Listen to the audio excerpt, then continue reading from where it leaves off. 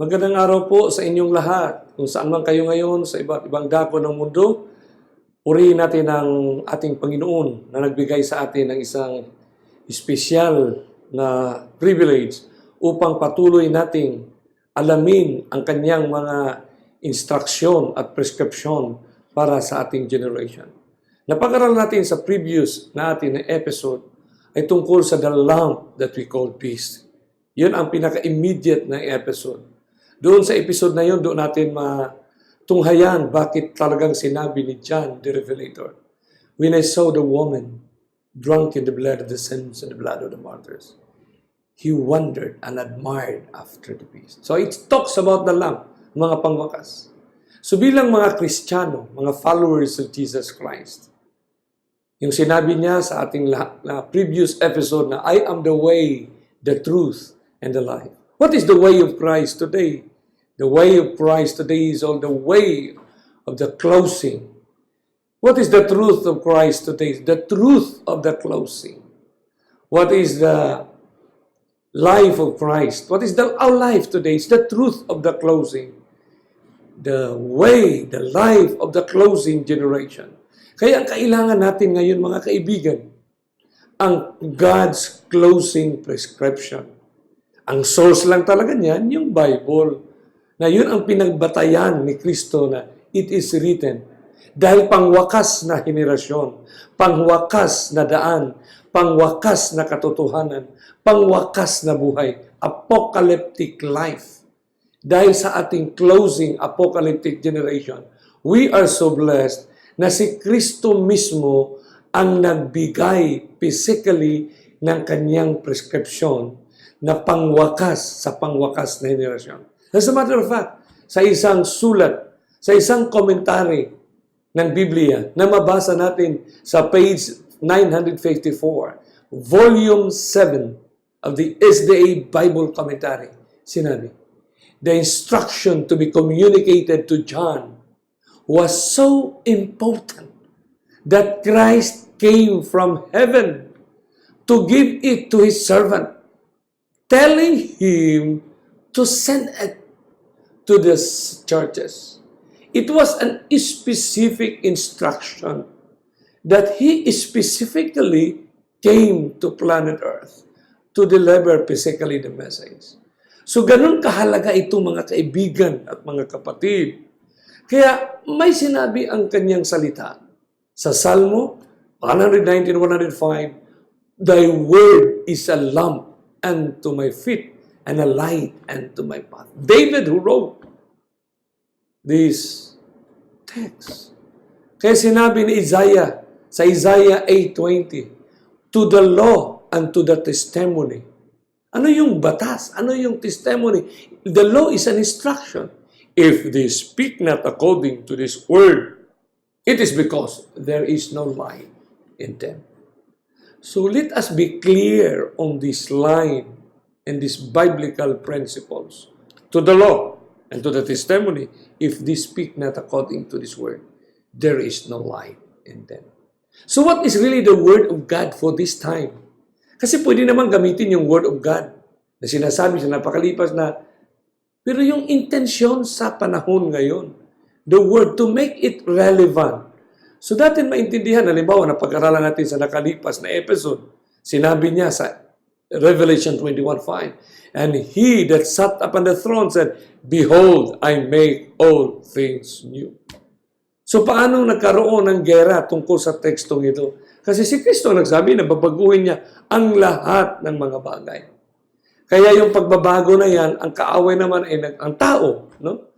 Ang tao na hindi napagkaluuban ng Panginoon, ang tao na hindi sang-ayon, ang tao na may sarili, makasarili o pangsariling galaw, movement, ay talagang gagawa din siya ng new humanity.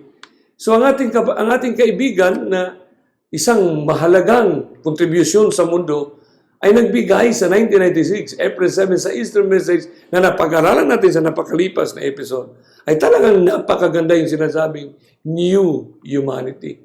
Sa new humanity na yan, dito nakaukit o dito rin tumatakbo ang movement ng pangwakas na henerasyon.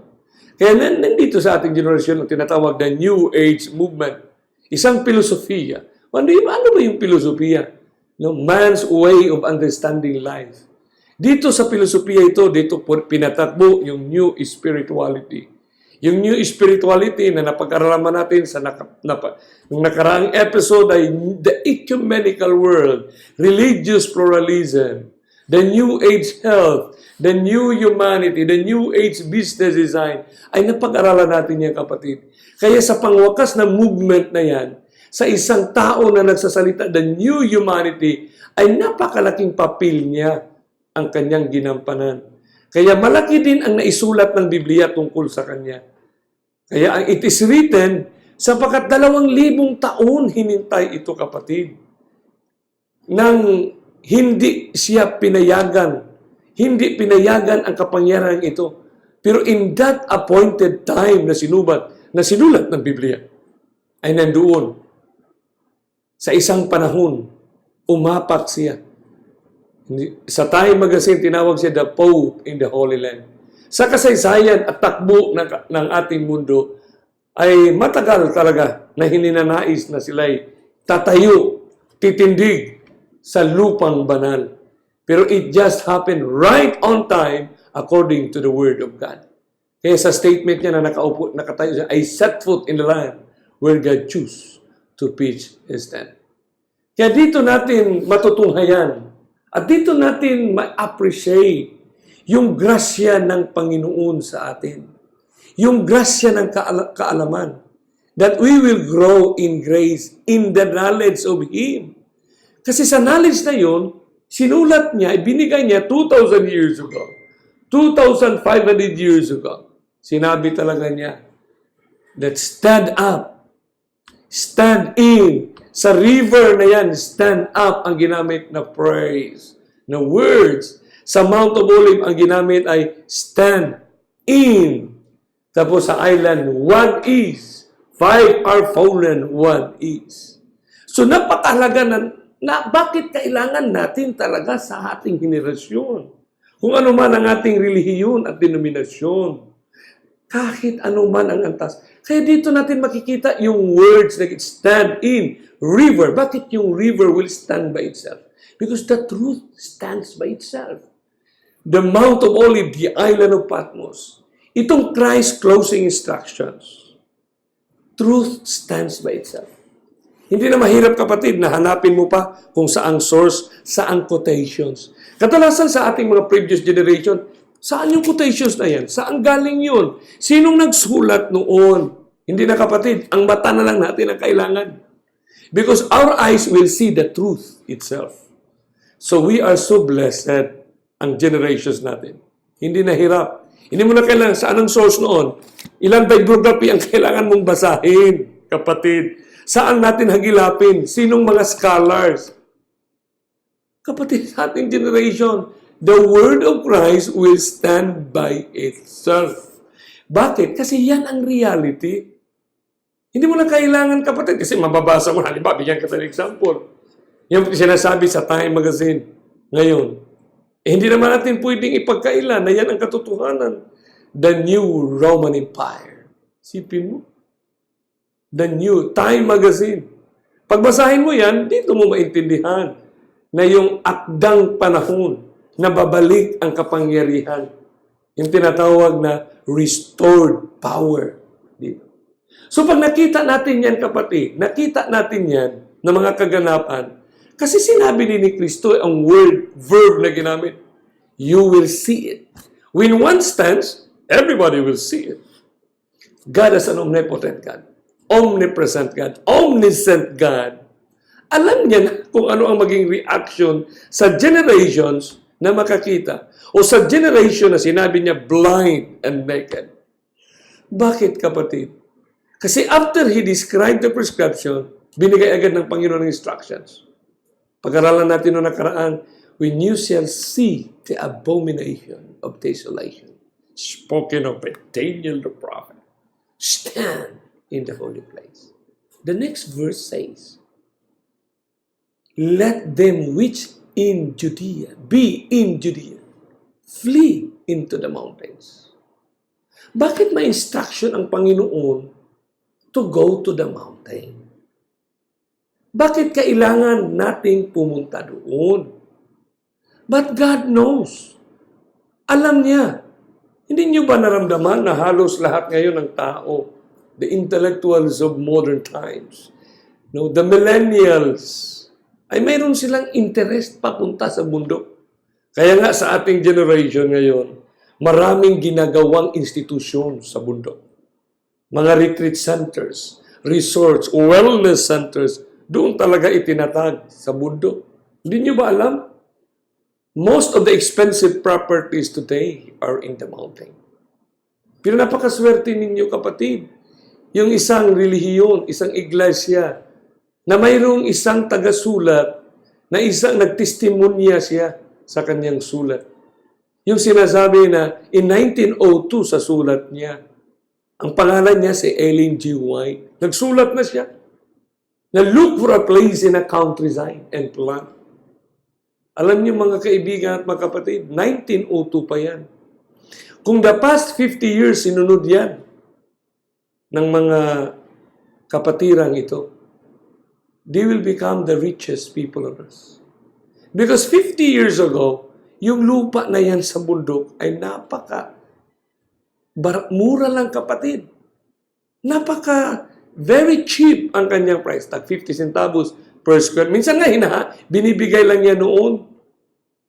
But amazingly, today, skyrocketing prices of the lands na nasa bundok, kapatid.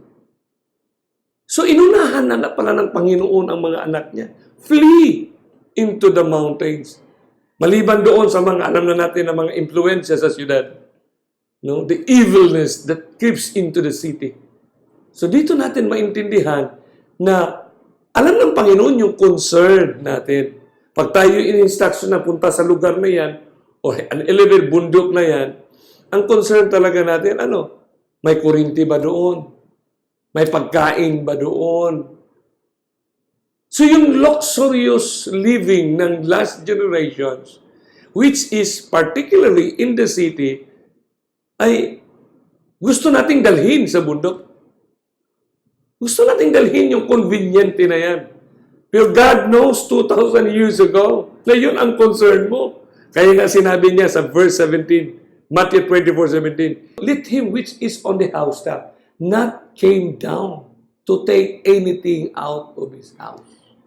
What does it mean in our time? Literally and symbolically. Symbolically, my friend, because house, kung ano ang nasa ating tahanan sa loob nito.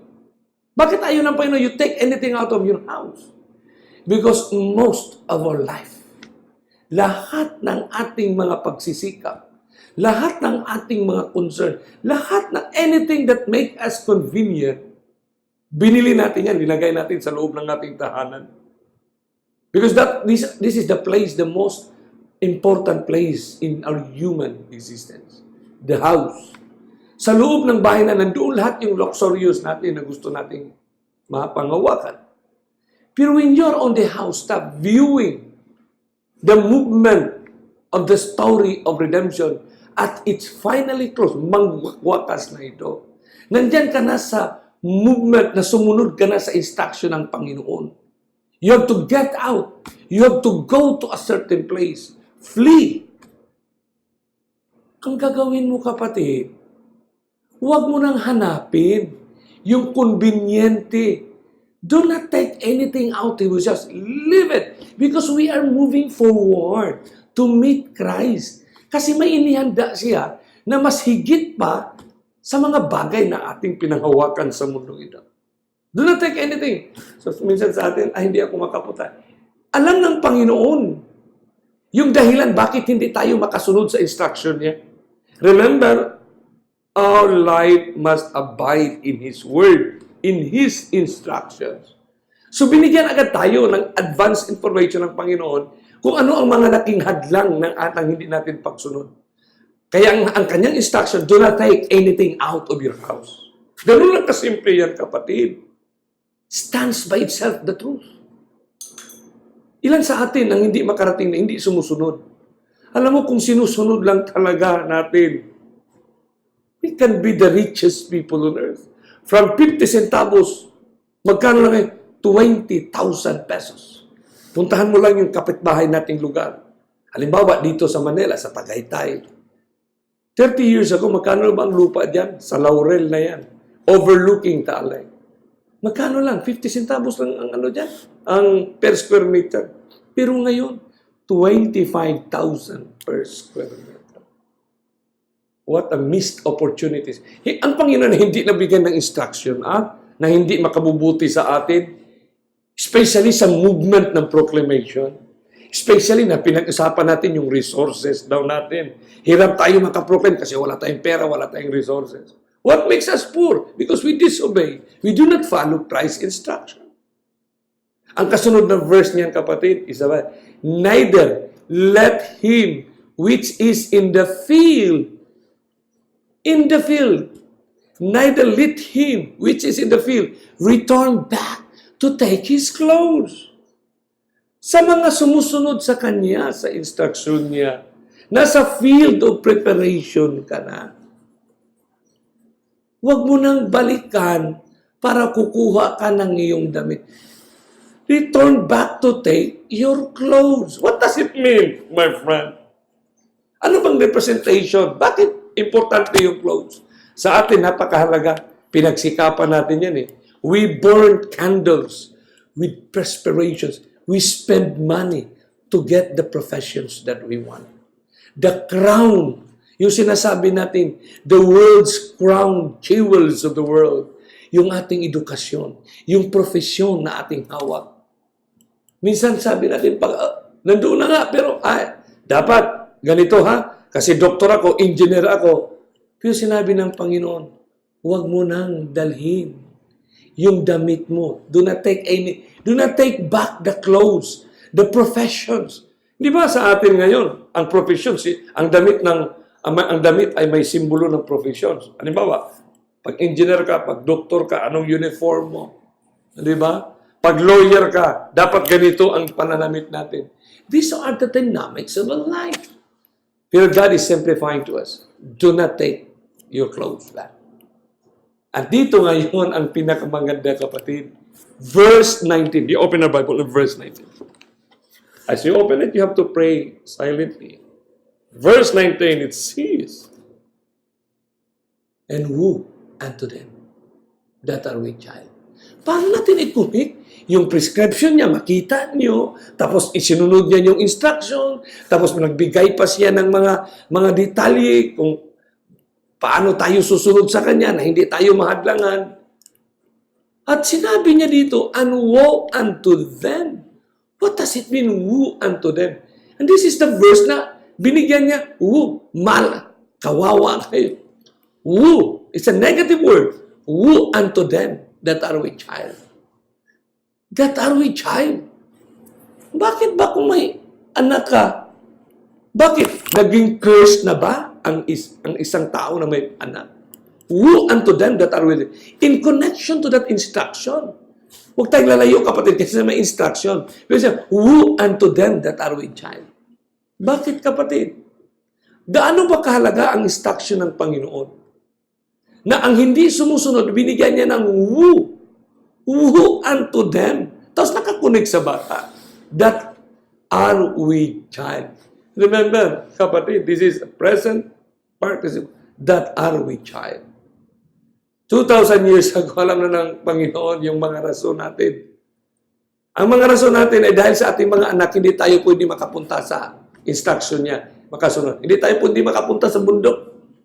Hindi tayo pwede maka-country living kasi may mga anak pa tayong maliliit. Ginawa nating pahadlang. Ginawa nating rason ang mga bata, kapatid. Alam niyo ba, ang bata ay blessing?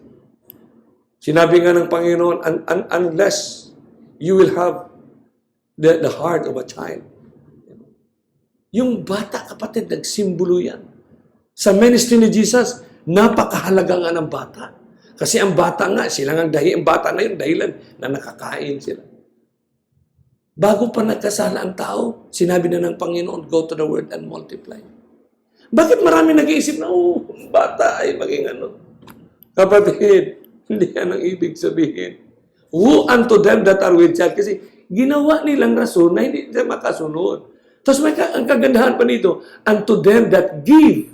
Hindi sinabi lang, unto them that sat in those days. That give, siyang nagbibigay.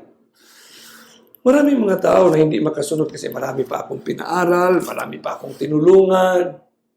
Christ is very concerned our personal relationship with Him, our personal obedience to Him. This is a statement of Christ that talks our relationship, personal relationship. Because salvation is a personal, it is not a corporate act. It is a personal act. Personal obedience to Him. So mga kaibigan, kahit anuman ang relasyon natin ngayon, anuman denominasyon natin ngayon, kapatid, let us simply understand the truth that is existing. Because Christ as an omniscient God has foreseen our concern and our reasoning. Alam na ng Panginoon yung rason sa mga hindi sumusunod. At ito pa ang verse 20. But pray, ito na sa mga sumusunod. But pray that your flight be not in the winter. Take the word in verse 16, flee. Tapos dito, fly. Ito na, it is a presumption of a truth na ito ay sumusunod. Mayroon ng pagsunod eh. But pray ye that your flight be not in the winter. What is winter? Ito bang instructions na ito, hindi pwede sa Pilipinas kasi walang winter time tayo. What does it mean by winter? Winter is a freezing time. Freezing time means you cannot do anything. All you have to do is stay where you are. Stay in your home. But pray that your flight be not in the winter. Bakit? Kasi alam ng Panginoon na marami ang susunod sa instruction niya sa panahon na freezing time na. What do you mean by freezing time? Sa ibang episode natin, i-discuss in details. Ano ang movement ng globalization that freezes the people of God in following His instructions? Neither on the Sabbath day. Ang galing, ang ganda nito. Neither on the Sabbath day. Alam mo kapatid, Friday is a preparation day. Sabbath is a day of the Lord. Ayaw ng Panginoon, kapatid. Ayaw ng Panginoon. Na nagsaka pa tayo susunod sa Kanya. Saka pa tayo susunod sa Kanya, kapatid. Kung nandyan na. Ano? Sabbath time na. Saka na lang ako susunod, saka lang ako pupunta. Kung ganito na ang mangyari, kapatid. That's man's late obedience. What a blessed generation. The millennials, the Z generations. You and me as part of it. For those who are the baby boomers that were born 1960s, 1940s, 1950s.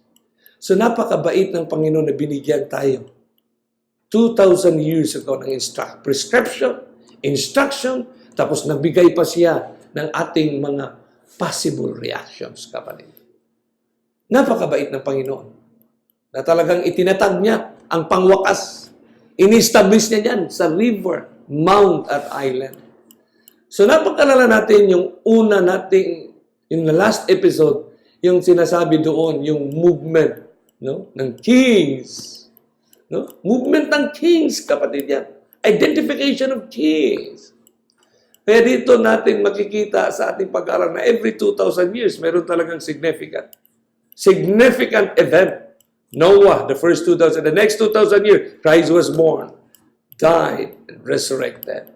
So God placed significant time component at saka yung significant movement of that appointed time. Kaya yung movement na yan, na it took 2,000 years, yung cultural hatred between the Romans and the Jews. Kaya sinabi talaga dyan, yung movement na yan, kapatid, yung movement of the closing time, na nakikita natin dito yung kagalit ng mundo sa mga tao na nag-proclaim ng coming of the Lord. So yung last page of the story of redemption, na God is specifically prescribing the literal fulfillment and the symbolic applications. Alam mo, Hindi na tayo dapat ay symbolical yan, ay literal yan. My beloved friends of all denominations, the words of Christ, His righteousness, His instructions will stand by itself, literally and symbolically. So sa last page ng kanyang story of redemption, binigay niya yung movement of world politics, the economics, the citizens. Dito natin maintindihan sa episode na ito, yung movement of world's churches. Nasimulan na natin nung last episode, bakit may ecumenical union of church and state. Bakit mayroong faith and spirituality. So yung movement of the church and prophecy, paano yung kanyang piniling iglesia ay madadala ito, kapatid? What is the movement of the church in prophecy? Kaya napag-alaman natin sa last episode na in the fullness of the transgression of this postmodern world, two global events have changed the landscape of the battlefield. Number one, the world wandered after Him. Number two, yung inculturation. Alam niyo ba, kapatid, sa ibang episode natin, didiscuss natin yung inculturation. Gaano ba kahalaga yung inculturation? Ang meaning ng culture, kapatid, way of life. Yung meaning ng culture, way of life. Yung way of life, yun din ang determining point natin kung tayo ba'y makapunta sa langit o tayo ba doon sa kaaway. Kasi it determines our way of life, our character. So yung way of life na yan, ay dinefine niya ng science as culture. Yung culture, paano? Hindi ito instant, kapatid. Kaya yung culture na yan, ma-mold lang ang culture na yan kung mayroong tinatawag na policy or philosophy. Ano yung teachings na yan? So, no ordinary achievement of the papacy, my friend. Isipin nyo, 2,000 years, the longest hatred in human history na nagkaroon ang mundo. Pero nagamot yan, kapatid.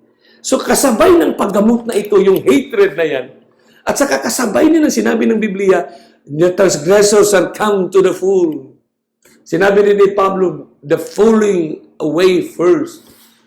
So, yung literal fulfillment na umapat siya sa Jerusalem, ano din ang symbolical fulfillment? Kapatid.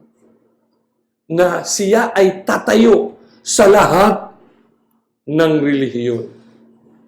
Kapatid, ang pagtayo niya ay pinadaan lang sa isang filosofiya or teachings.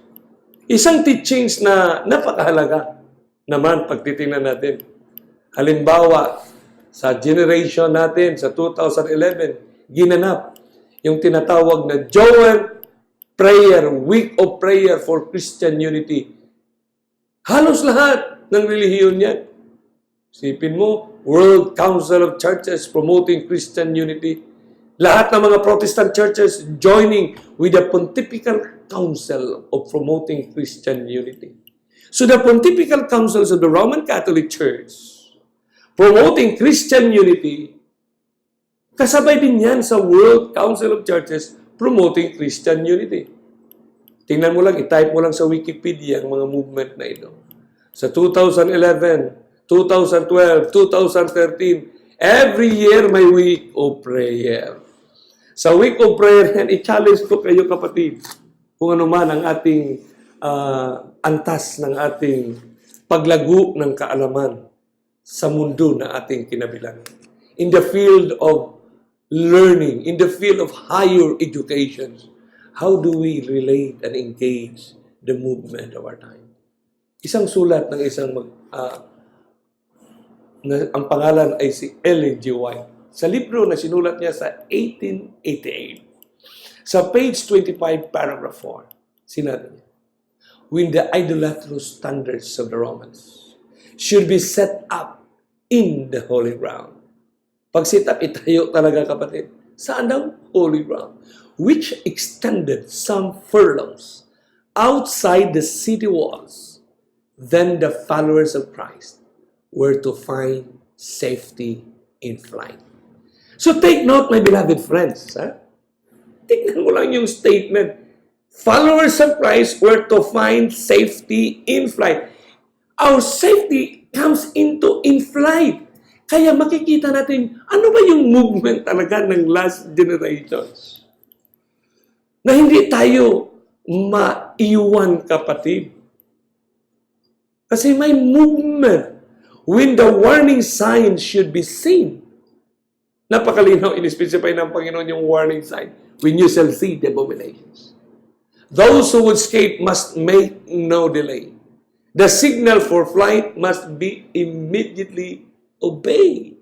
They must not hesitate a moment lest they be involved in general destruction. You remember the time in our history? In year 70 AD, bago nangyari yung destruction ng Jerusalem, kapatid, in the year 67 AD. Pinakita ng Panginoon. Kasi sinabi niya sa disciples na this temple, this Jerusalem will be destroyed. And there was a prophecy previous to it na yung year 70 years will be destroyed. Alam mo, kapatid, year 67, si General Celsius, talagang kasama ang mga sundalo ng Romans. Pumunta sila sa Jerusalem. Sa pagpunta nila doon, bago pa sila nakarating, nagbigay na ang Panginoon ng signs sa Jerusalem.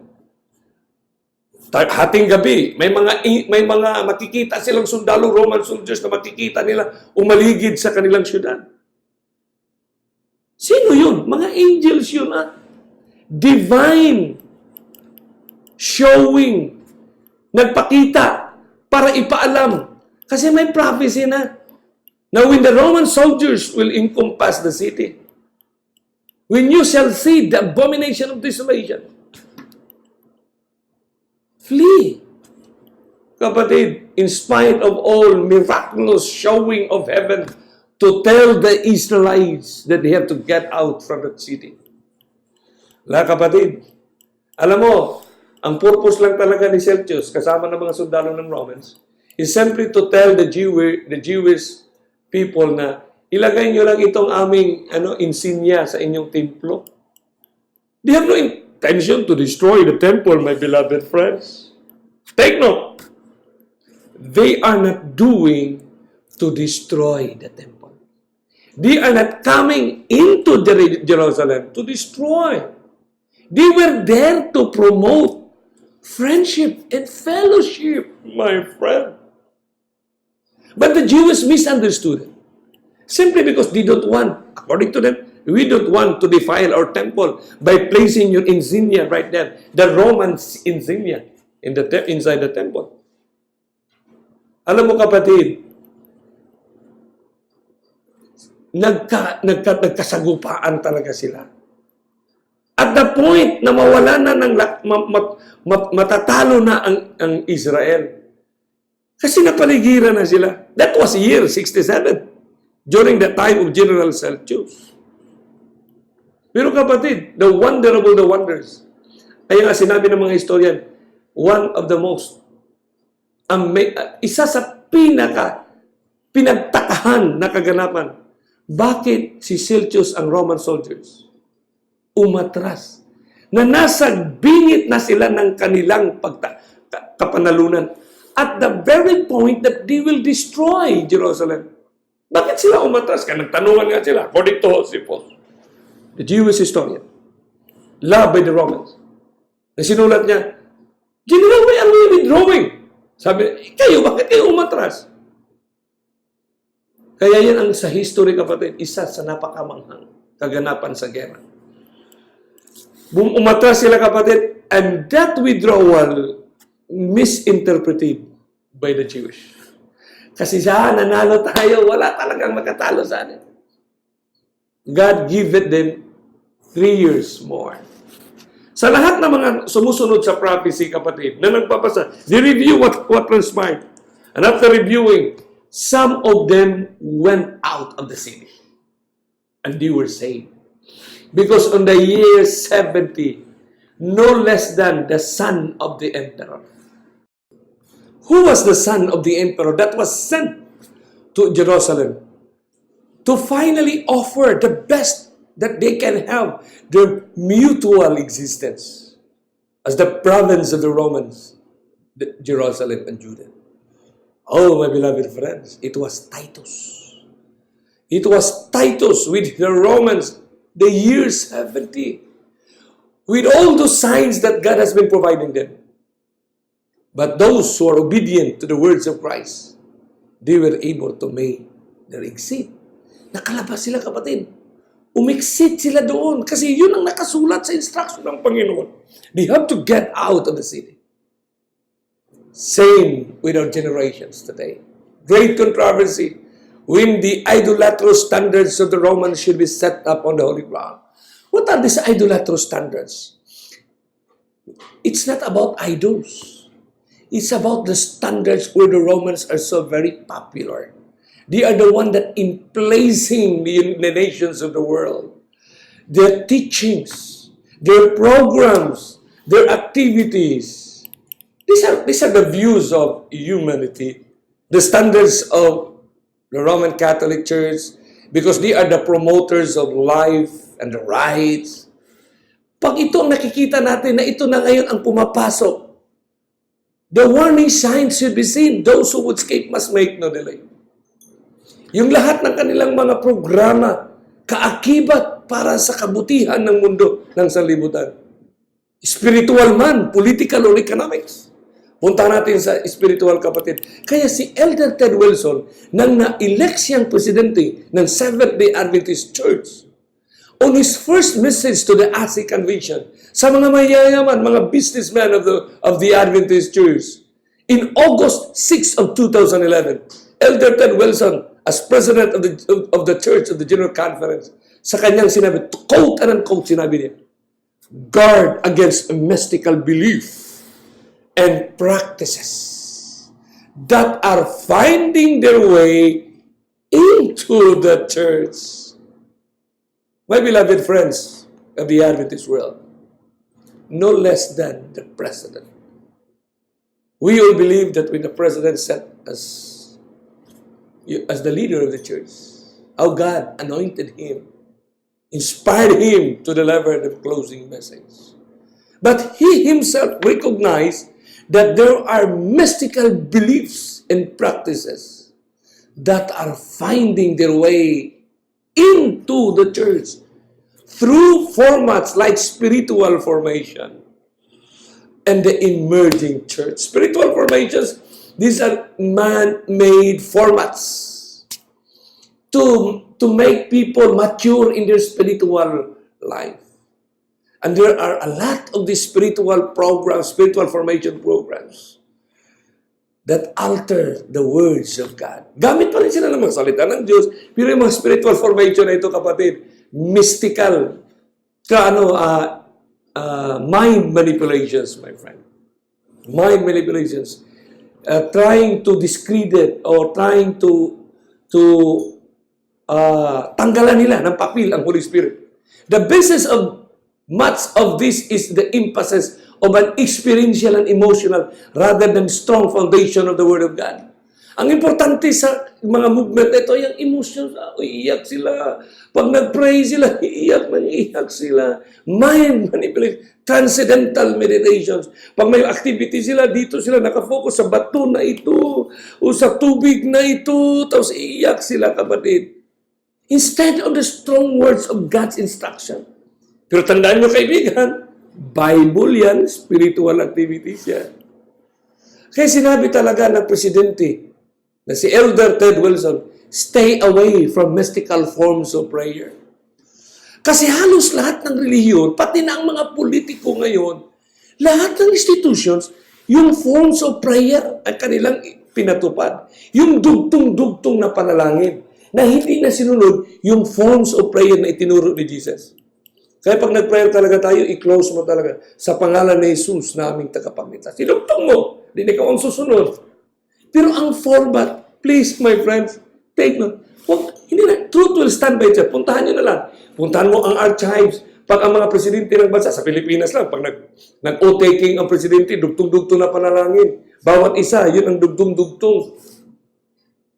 Alam mo kapatid, yung repetitive prayer using one word or a certain phrase or centering prayer that seems to have become popular but lead to the occult, since in many cases all thoughts are eliminated, thus allowing the evil one to invade rather than simple, humble prayer of sharing your concerns with your Lord.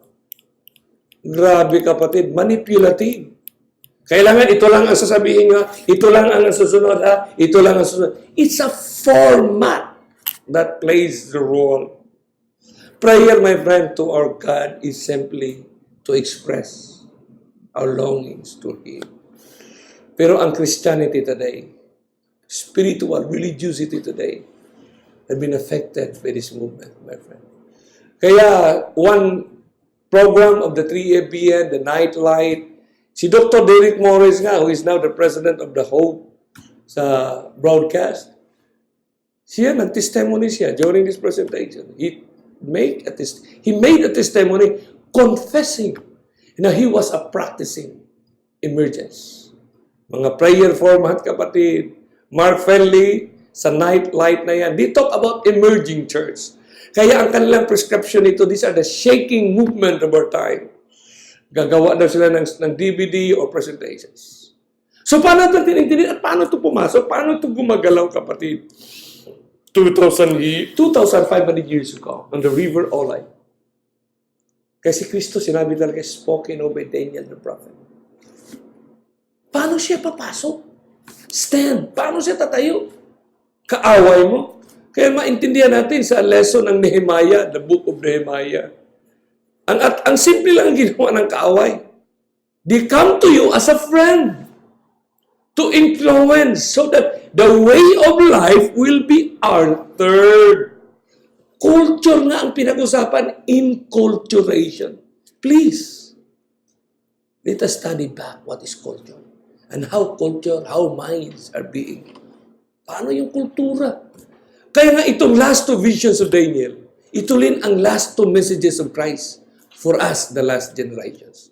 Sa messages ni Kristo na ito, dito niya ipinahayag, ipinakita, last act. Dito niya itinuro sa atin. The last move, the last dance of His enemy. Kaya sinabi talaga ni Kristo sa ating previous episode, I will let you know. So narinig niya ang boses at sinabi, I will let you know. Ano ang ipaalam sa atin? Now, can you see what I know? You cannot. Makikita mo ba kung ano ang alam ko? Hindi, kapatid. So ano ang connection? Ano ang indikasyon? Ano ang implikasyon? Para maka-engage tayo sa mga tao sa mensahe. I will let you know. Ano yung know? Can you see what I know? You cannot. Sapagat ang itinuro ni Kristo dito, ang kanyang ibinigay na prescription, ay principles and philosophies. How can culture be realized? Kapatid, ang kultura ay maging kultura lang dahilan sa isang initiated concept. Konsepto ng mga prinsipyo at mga filosofiya. Kaya napakahalaga natin intindihin ito, kapatid. Kasi ito ang crucial na instruction ng Panginoon. Balikan natin ang verse ng Daniel 8:23. Dito sa Daniel 8:23, sinabi dito, kapatid, okay? And in the latter time of their kingdom, when the transgressors have come to the full, a king of first countenance and understanding dark sentences shall stand up. Sinabi ni Jesus, I will let you know. To know what? Napagkalaman natin na previous episode. Ipagpatuloy natin ngayon. Kasi sa Daniel 8:24, and His power shall be mighty, but not by His own power. Ganda nino, gandang pagkakusa. And His power shall be mighty, but not by His own power. May power siya na mighty, but not by His own power. And He shall destroy wonderfully, and shall prosper, and practice, and shall destroy the mighty and the holy people. And through His policy also He shall cause craft to prosper in His hand. And He shall magnify Himself in His heart, and by peace shall destroy many. He shall also stand up against the prince of princes, but he shall be broken. without Him. Dito natin maintindihan, kapatid, ang kaibahan. Bakit ang pangwakas ng movement ng kaaway ay sinabi niya, He shall destroy wonderful. Sapagkat ang nakalipas na mga panahon, dinestroy niya terribly. Ang salitang destroy should be coupled with, dapat ang kapartner niya, brutally, terribly. Pero si Jesus, ang ending ng story of redemption niya, ang kaaway shall destroy God's people wonderfully. Kaya sinabi, I will let you know. So ang tanong natin, to know what? To know who? What about His power? So buksan natin ng Daniel 8:24. And His power shall be mighty, but not by His own. Bakit ano ibig sabihin? Mighty and not by His own. Because power can be seen. Ang power kailangan may physical manifestation, kapatid. Pero makapangyarihan siya sapagkat and His power shall be mighty. Kaakibat ng power na kapatid, yung physical evidence niya, military power niya. Pero wala man siyang military power. But why? He can command the army. He can command humanity. Kasi ang tanong na sunod niya, what about His planned actions? He shall destroy. Wonderful. What shall be His mode or approach of destruction? So gamitin natin yung what kasi I will let you know. Kabait ng Panginoon, kapatid. So sa mga nag-aaral in the field of academic, kailangan mitikuloso tayo. Bakit? Ano yung language na ginamit niya? Yung verb, yung noun, yung object at ang subject. What shall be His mode or approach of destruction? Verse 25, and through His policy. So sa pamamagitan, paano siya makakreate ng culture? Through His policy. At ano ang sinasabi? By what means He will destroy? By peace shall destroy. Ang Darby 1888 Bible translation nagsasabi, and by prosperity shall destroy. So ang Daniel 8:25, and through His policy, He shall cause craft to prosper in His hand. And He shall magnify Himself in His heart, and by peace, prosperity shall destroy Him. And He shall also stand up against the prince of princes, but he shall be broken without Him. Napakabait ng Panginoon ang grasya sa atin para maisabuhay natin yung growing in grace. Para magamot ang isang sakit na sinasabi ni Kristo sa Revelation sa island na thou hast said to yourself that you are rich and in need of nothing. Dapat magamot ang klaseng kondisyon na sinasabi natin sa ating mga sarili, thou art rich and in need of nothing. Because today, we will be learning the beauty of His revelation. Pag-aralan natin ang original Hebrew nito, kapatid. And through His policy. Ang ginamit sa King James policy. Pero ang original Hebrew word nito, kapatid, Hebrew, from the original, sikel. Ang meaning ng sikel sa Hebrew, kapatid, ang first description, definition, intelligence. So sabi na, and by His intelligence, and through His intelligence, and through His success, and through His discretion, and through His knowledge, and through His prudence, and through His sense or common sense, and through His understanding, and through His wisdom, and through His what? Napaka-positive nito, kapatid. And through sa pamamagitan nito, kapatid. And through His policy, He shall cause crop. So, babasahin na natin sa Wikipedia kung ano ang ibig sabihin ng policy. Ang policy sa Wikipedia is defined as typically described as a principle or rule to guide decisions and achieve rational outcomes. It's a rule, it's a principle. Sa mga desisyon para makamit at abutin ang makatarungang kaganapan. Rational outcome. Makatarungang kaganapan. Ang Webster Dictionary nag-define dito, kapatid. Sinasabi, a definite course or method of actions selected from among alternatives. So may mga alternatives. Tapos selected. And in light of given conditions to guide and determine present and future. and in light of given conditions. So, pag titingnan mo, ay, reasonable, noble talaga siya. Sabi pa dito, ang policy, a high-level overall plan embracing the general goals, especially of a governmental body. Puntahan natin sa ating mga kamay, sa ating mga laptop, ang definition ng policy. Policy sa Microsoft Encarta is defined as a course of action. Grabe, may kilos. So, movement talaga siya ng programa o program of actions adopted by persons, group, or government, or the set of principles on which they are based. Literally, it is set of principles. Prudence, especially in the pursuit of actions. So, ang sinabi ng Biblia, Daniel 8:25, King James Version, through His policy. Sa pamamagitan ng kanyang policy. Ano yung policy? Set of principles. Mga kapatid, napakalinaw sa Biblia nito. Set of principles. Puntahan daw natin ang isang libro na isinulat sa 1888. Ang pamagat ng libro na yan, Great Controversy. On page 444, paragraph 2. Ganda kapatid. Sinabi dito, are we not living a life over again? She was referring to an existing power.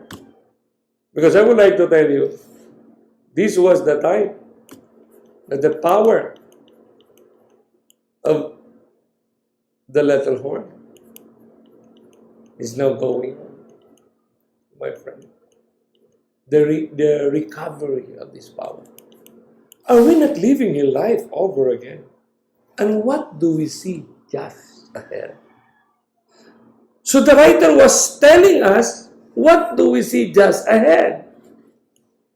And this was 1888. He was telling the generation, what do we see just ahead? Another general council? A world's convention? Evangelical alliance? This is a punctuational apostrophe. And universal creed is another punctuational, especially when this shall be gained. Pag mangyari ito, then in the effort to secure. So this purpose is to secure complete uniformity. So there can be complete uniformity without this universal creed, without this evangelical alliance, without this world's convention. There must first be a movement. It will only a step to resort of us. May apat lang na prescription ang libro na ito. General Council, World's Convention, Evangelical Alliance, and Universal Creed. Titingnan at busisihin daw natin itong sinasabing Universal Creed. Kasi pangmundo, buong mundong creed. Ano ba yung creed? Ang creed, kapatid, identifying siya. Statement of belief.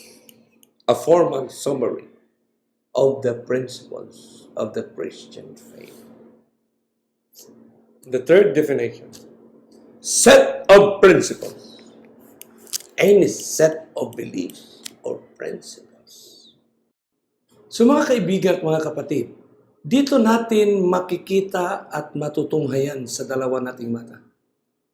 At maintindihan kung paano ang isang kultura na ipinasok ng kaaway na maging way of life natin. Sinabi kanina, and His power shall be mighty. What a wonderful philosophy, wonderful policy. Kasi ito ay set of principles. Creed. At sa Biblia, sinabi dito, Daniel 8:25, and through His policy. What does policy mean? Set of principles. Sa Spirit of Prophecy, is a Great Controversy, page 444, 1888 edition. Creed means set of principles. This set of principles, my friend, na sinasabi as the final fulfillment of the closing scenes of earth history. Kailan nangyari ito, mga kaibigan? Anong sirkumstansya at anong taon ito nangyari? If we are the last generation experiencing globalization, tingnan natin ang mabuti, kapatid, kung ano yung global teachings, global principles, na nagpatakbo ng lahat ng desisyon at nagpatakbo ng programa at proyekto. My beloved friends, the General Council, the General Sessions of the Council were held in the autumn and 4 successive years, 4 period, not an ordinary council. My beloved friends, pag nagpatawag sila ng council, ang Roman Catholic Church, First Vatican Council, the Council of Trent, the Council of Nicaea, when you talk about council, it talks only about doctrine or policy or teachings. Pero bakit sinulat ng 1888 na magkaroon ng isang universal creed at magkaroon ng evangelical alliance sa isang council na ipapatawag ng kapangyarihang ito? At hindi natin namalayan, kapatid, na in 1965, the Second Vatican Council was called for. At sa picture na ito, nakikita mo, kapatid, yan. Kikita nyo sa picture na yan. No? Kanilang dokumento ito, kapatid. At dito natin matutunghayan na according to the Britannica.com, numerous commentators agree that the Second Vatican Council from 1962 to 1965 was the single most important event in 20th century religious history. Talagang naka-specify na, kapatid, ha? Commentators of the world. Kung ito man ang pinaka-isa sa pinaka-importanting event in 20th century, according to Britannica.com, based on numerous commentators, sa tingin nyo kaya, ano kaya ang ipinakita nito? Ano kaya ang naging galaw nito sa mga iglesia, sa mga simbahan na ating kinabilangan ngayon? How it affects our churches and the rest of the world. Sinabi ng Microsoft Encarta, 2009 edition. Sinabi dito, pag i-search mo ang Vatican II sa Microsoft Encarta, sinabi dito, voting members of the council were Roman Catholic, bishops, and heads of male religious orders. But in a radical departure from past practice. So there were past practice, there were past practice of their councils. But at this council, radical departure, when you mean radical, 180 degrees turn around. Orthodox and Protestant churches were invited. So in other words, previous councils, none of these Protestants and Orthodox were part of their councils. But in 1888, a writer wrote that there will be a General Council, Evangelical Alliance. So according to this document, published by the Microsoft Encarta, but in a radical departure from past practice, Orthodox and Protestant churches were invited to send official delegate observers. What a words of inspiration. 1888, are we not living your life over again? And what do we see? What do we see just ahead? Another General Council, a World's Convention, and an Evangelical Alliance and Universal Creed. When this shall begin, pag nangyari ito, kapatid, then in the effort to secure. So this paragraph plainly stated exactly what's going on. Truth stands by itself. It will only be a step to resort to force. My friends, 1965, they produced Universal Creed. What we are today globally. What we are today politically, what we are today religious,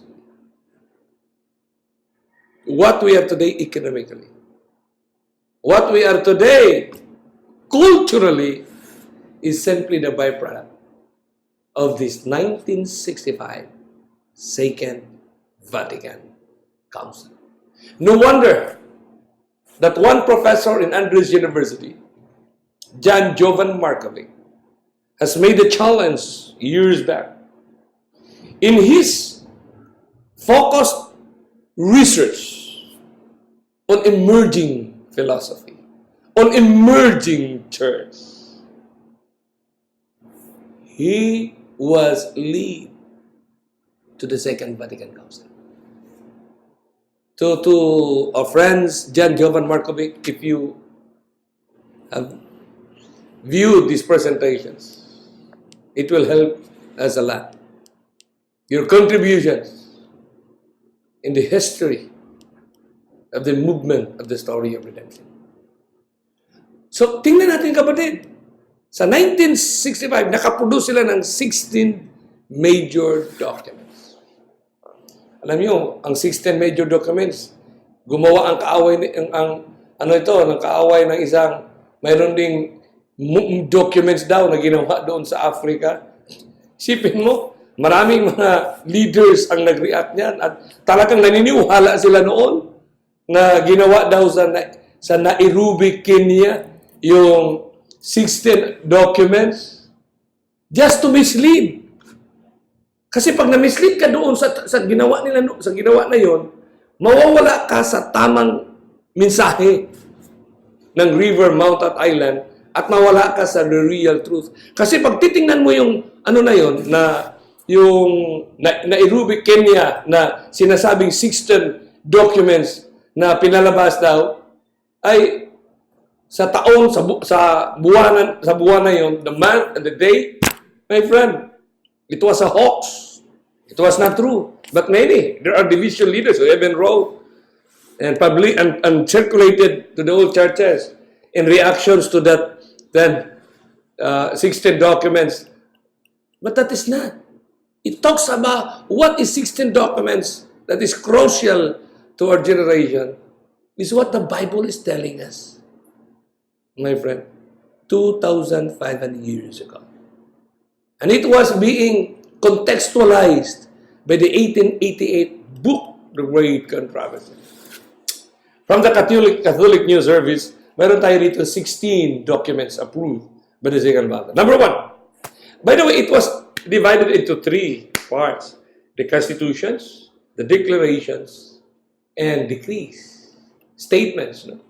So dito sa Constitutions of the Sacred Liturgy, Sacrosanctum Concilium, December 4, 1963. It ordered an extensive revision of worship so that people would have a clearer sense of their own involvement, in the Mass and other rites. My friends, if you have time to read this document alone, the Constitution of the Sacred Liturgy, you will see by your own eyes why we have this movement in our churches today. The adaptations of what has been in place in 1963 of the Second Vatican Council. Bakit baguhin ang liturgy? Alam mo liturgy, sila Latin, mag-sermon, ngayon, ganyan sila, mag-arrangement ng kanilang worship, kapatid. But trying to deal more on this current movement of liturgical services, dito nyo makikita, kapatid, silently, in so subtle way, that it shifted and it changes the very structure of most of the denominations of the world. Sipin mo what is liturgy? Forms of worship. In some other episode, in some other presentation, we will give you the details, the effect and the implications of this Constitution of the Sacred Liturgy. I'm just going to give you one example, kapatid. Nasa Sacred Liturgy nila, makikita mo doon yung format ng worship ng Mass nila. Talagang sila mismo nagbago kasi Latin ngayon, English na. Ngayon, homily na sila. Homily na, palang sermonalin natin, kapatid. Sa mga liturgical changes nila ngayon, talagang sinisikap nila na para magkaroon ng sense of own involvement. Ang mga sumisimpa in Mass and other rites. So ano ba yan? Kaya may connection ka. So para may connection ka, lalo na sa movement ng migration, kailangan, pagpunta mo sa ibang bansa na wala kayong simbahan, you will feel at home pag nasimba ka sa mga existing churches sa lugar na pinuntahan mo, sapagkat ang forms or the liturgical format is just the same of what you are practicing in your church, in your own locality, in your own country. Kaya sinisikap talagang baguhin ang format, kapatid. Ano yung format na yun? Yung collections of tithes and offering. Bakit? So in some other episode, i-explain natin yan, kapatid. I-explain natin na the truth will stand by itself. Kasi sila mismo ang nagsabi. Yun din ang pinaka-program, pinaka-structure ng program, kapatid. Mayroon tayo ditong decree on the instruments of social communications. Inter Mirifica. December 4, 1963. It called on members of the church, especially the laity, to instill a human Christian spirit into newspapers, magazine, books, films, radio, and televisions. Ang ganda nito, kapatid. Isipin nyo, all members of the church, the lay people, has to be involved into proclamation, in social communication. Napaka-advanced nila, kapatid. Isipin mo, media, social communications. Gugulat ka, kapatid. I'm going to tell you.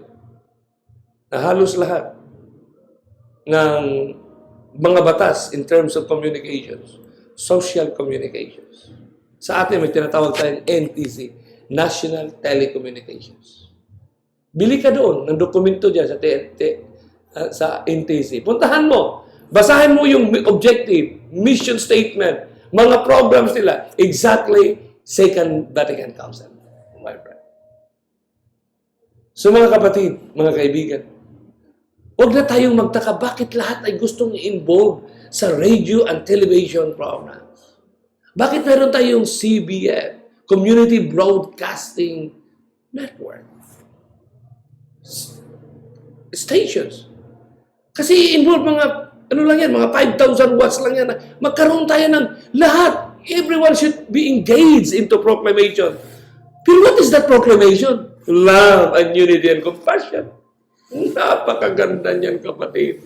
Because social communications is vital in inculturations. Punta naman natin isang dokumento nila, yung Dogmatic Constitution of the Church. Nagbago sila ng definition, kapatid. Nagbago sila ng definition ng church. It presented the church as a mystery. Mystery ang church. As a communion of baptized believers. As the people of God, as the body of Christ, and as a pilgrim moving towards fulfillment. Sa kanila mismo, dahil participated yung Vatican Council na yan ng mga iba't ibang religious organizations, lahat ng dokumento na yan ay dumaan doon sa mga participants.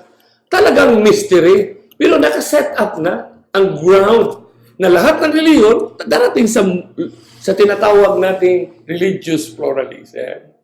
Mystery ng bawat reliyon ay may turong tama yan at magkakaisa lang tayo sa dulo niyan. Pilgrim moving towards fulfillment in heaven, but marked on earth with a sanctity that is real, true, and perfect. Kaganda nito, kapatid. Gandang discussion natin ito. Sa isang 2012, may isang libro na magazine na nagsulat. The Liturgies for Christian Unity is an anthology of the very best approaches to celebrating common religious ground.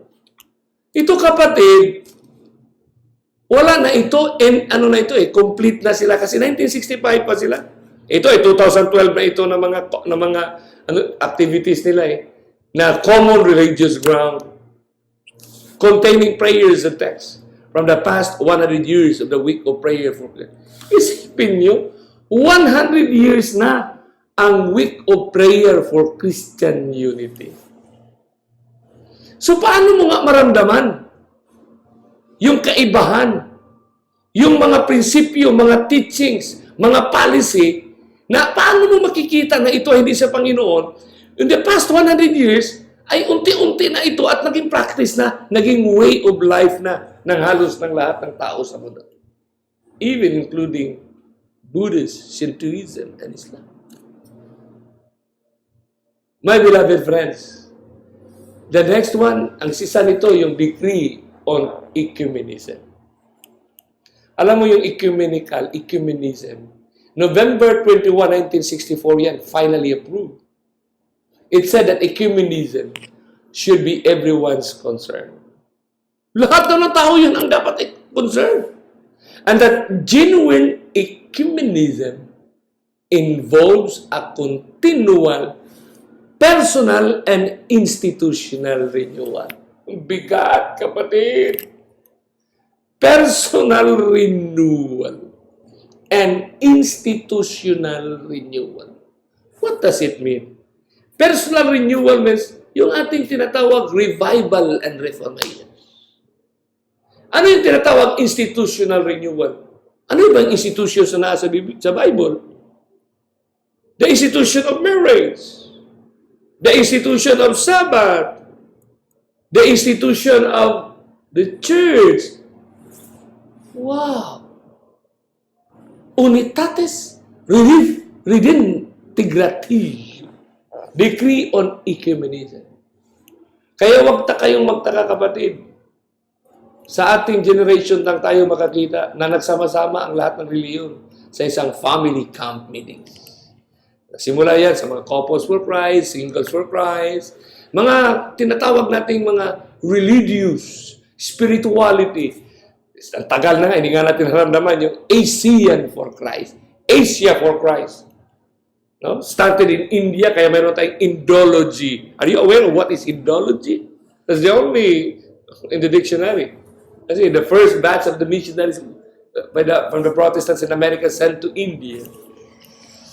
So ano yung mga kapatid na movement nito? Na hindi mo na malaya na halos lahat ay sama-samang kumilos papunta doon sa isang pupuntahan. Meron nga silang decree on Eastern Catholic Churches. Paano nila i-deal? Paano nagkaroon? Wala na. Tapos na, kapatid. Kasi 1965, 2019 na tayo ngayon, yung mga iba't ibang klaseng oriental beliefs, mga oriental beliefs, kapatid, na integrate na lahat. Yung mga traditions ng iba't ibang mga Eastern Catholic churches. Kaya nga, kailangan tanggapin, it's not only tolerance but engagement. Yun ang lingwahe nila, engagement. Magugulat ka na lang na, bakit nakaganito na dati hindi ganoon? Puntahan natin yung decree on the bishop's pastoral office in the church. Pagbisahan, Christus Dominus, October 28, 1965. According to this publication, it said, each bishop has full ordinary power in his own diocese and is expected to present Christian doctrine in ways adapted to the times. Ano ba yung doctrine na adapted to the times? Yung panahon natin ngayon ay kailangan tayong magsama kasi ang problema natin isa lang. Parehas lang ang problema natin. Yan ang sinabi. Di ba? Yan din ang Bible, di ba? Dahil sa economic competition, open trade, isa lang ang problema. Sa ating panahon kailangan magturo daw. And it urged conferences of bishops to exercise pastoral direction jointly. Grabe.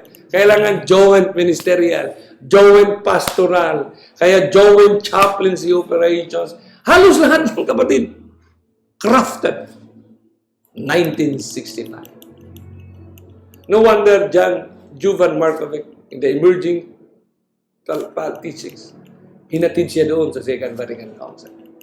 Sapagkat everything in life today, according to one publication from the Catholic Man, the title of their book, magazine, January 30, 2012, The Call to be One in Christ. Ang ganda. Authored by Maurice Blomberg. It has been over 47 years because this was 2012. Since the Second Vatican Council produced the seminal document, the Decree on Ecumenism.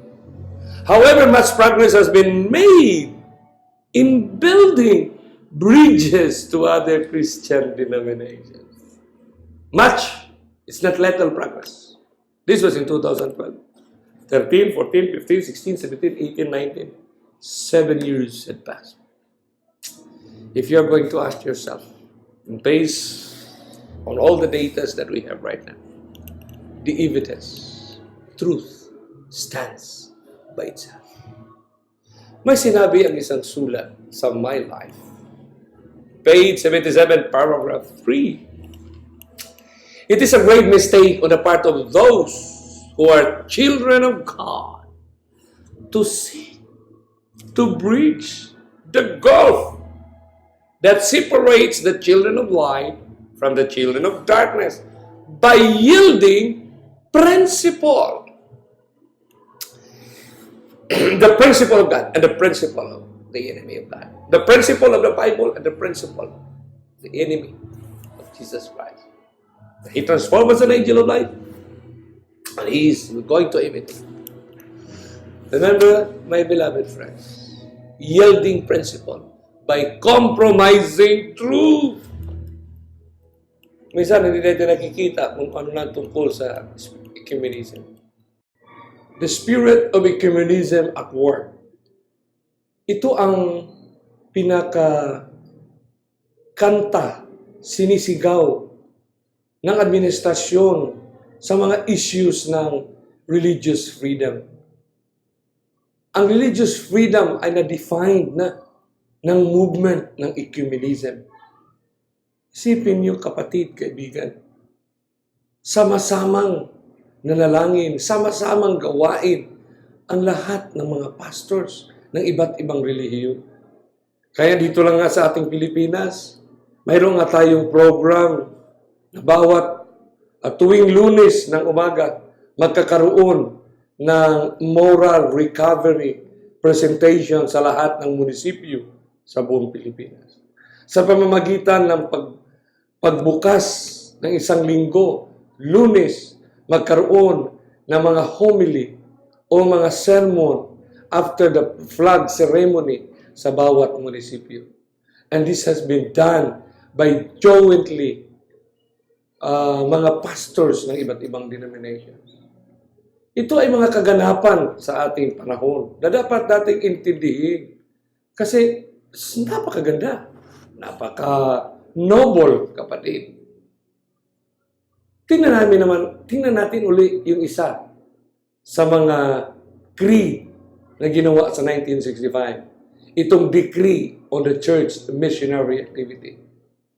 So inilatag na nila noon pa kasama ang iba't ibang relihiyon. Sino ang mga nag-participate doon ng mga Protestants? Halos lahat, kapatid. Sa Seventh-day Adventist Church, may 3 tayong nag-attend doon. Nung mabasa mo sa Adventist Review, nandoon, Elder Maxwell, si B. Sila ang mga primary na nakaparticipate doon, kapatid. So itong missionary activity, sabi pa ng kanilang dokumento, as being summarized by the document published in the internet, it said that missionary activity should help the social and economic welfare of people and not force anyone to accept the faith. So malinaw sa kanilang principle, kapatid, na pag tayo tumulong sa pangangailangan, sa ekonomiya man o sosyal na pangangailangan ng sanlibutan o ng mga tao, hindi na kailangan na ikaw ay tumulong, ay ipatanggap mo ang iyong pananampalataya sa mga tao. Napakalinaw ito sa kanila, kapatid. Kaya makikita natin sa kanilang mga missionary activities nga, yung namimigay sila dito sa atin ng mga wheelchair sa mga may kapansanan. Ang nasa likod nakasulat, donated by the Knights of Columbus. Wala silang activity para ikaw gawin nilang Katoliko. Wala, that's merely helping, kapatid. Yun ang kanilang philosophy, teachings, or policy. Basahin naman ulit natin itong pastoral constitutions on the church in the modern world. Paano na-engage nila ang political dynamism sa mga concern nila sa lahat ng bansa ng mga underdeveloped nations. Hindi nga natin namalayan na natanggalan ng utang ang Pilipinas dahil lang sa kanilang philosophy na Jubilee 2000. Yung debt relief principles na kanilang pinatupad. Ano pa kapatid? Meron pa ito sila declarations on the relationships of the church to the non-Christian religions. Bakit sa ating generations, the past decade, nakikita natin na kahit yung mga non-Christian organizations, non-Christian religions, are getting involved into this ecumenical. Sinabi pa nga, yung the fermentation ng ganitong movement. Nostra Aetate, October 28, 1965. It said that the Catholic Churches rejects nothing that is true and holy in non-Christian religion. Nakikita mo yun? Wala silang ni-reject. Kung ano man ang katotohanan and holy in non-Christian religions, called for an end of anti-Semitism. Isipin mo, naging example sila. Kaya nga, nagpatupad sila ngayon ng Saturday, Sabbath. Ganon sila katindi, ganon sila kaseryoso para abutin ang pagkakaisa ng bawat mananampalataya. Minsan nagkakaroon tayo ng pag-iisip, isahin ang relihiyon. Hindi kapatid. Nakakaroon ng mga konseptong conspiracy theory na matagal na hawak-hawak ng maraming mga tao. Hawak-hawak ng maraming mga mananampalataya ng parating na Panginoon. Na isahin ang relihiyon. Pag naisa ng relihiyon, ito na ang programa na ipatupad ng 666. Kapatid, ang program nila, pagsamasamahin ang mga relihiyon. Iba yung isahin ang relihiyon. Ibig sabihin, isa na lang ang pangalan na pagsamasamahin lang ang mga relihiyon. Ang tawag niyan, ecumenism. So dapat natin makuha ito para maka-engage tayo ng right message at the right time. No? Declaration on Christian Education, Gravissimum Educationis, October 28, 1965. It affirmed the right of parents to choose the type of education they want for their children, upheld the importance of Catholic schools, and defended freedom of inquiry into Catholic colleges and universities. Mga kaibigan, mga kapatid, K-12, pag binasa mo itong makapal ito kapatid, itong Declaration of Christian Educations, pag nabasa nyo ito, doon ka magugulat na ang lahat ng ating structural operations ng edukasyon ng mundo, early education was crafted from Declaration of Christian Education. Puntahan naman natin yung Decree on the Apostolate of the Laity. Apostolicam Actuositatem, November 18, 1965. It said the laity should influence their surroundings with Christ's teachings. Kaya dito, isipin mo, it said laity, members, ordinary members of faith, should influence their surroundings with Christ. Ano ibig sabihin doon, kapatid? Kaya nahinog sa kanila yun. Yung Catholic lifestyle. No? Catholic lifestyle. No? Mayroon silang program, kapatid. Matagal na. 1965 pa. No? Catholic integrated lifestyle.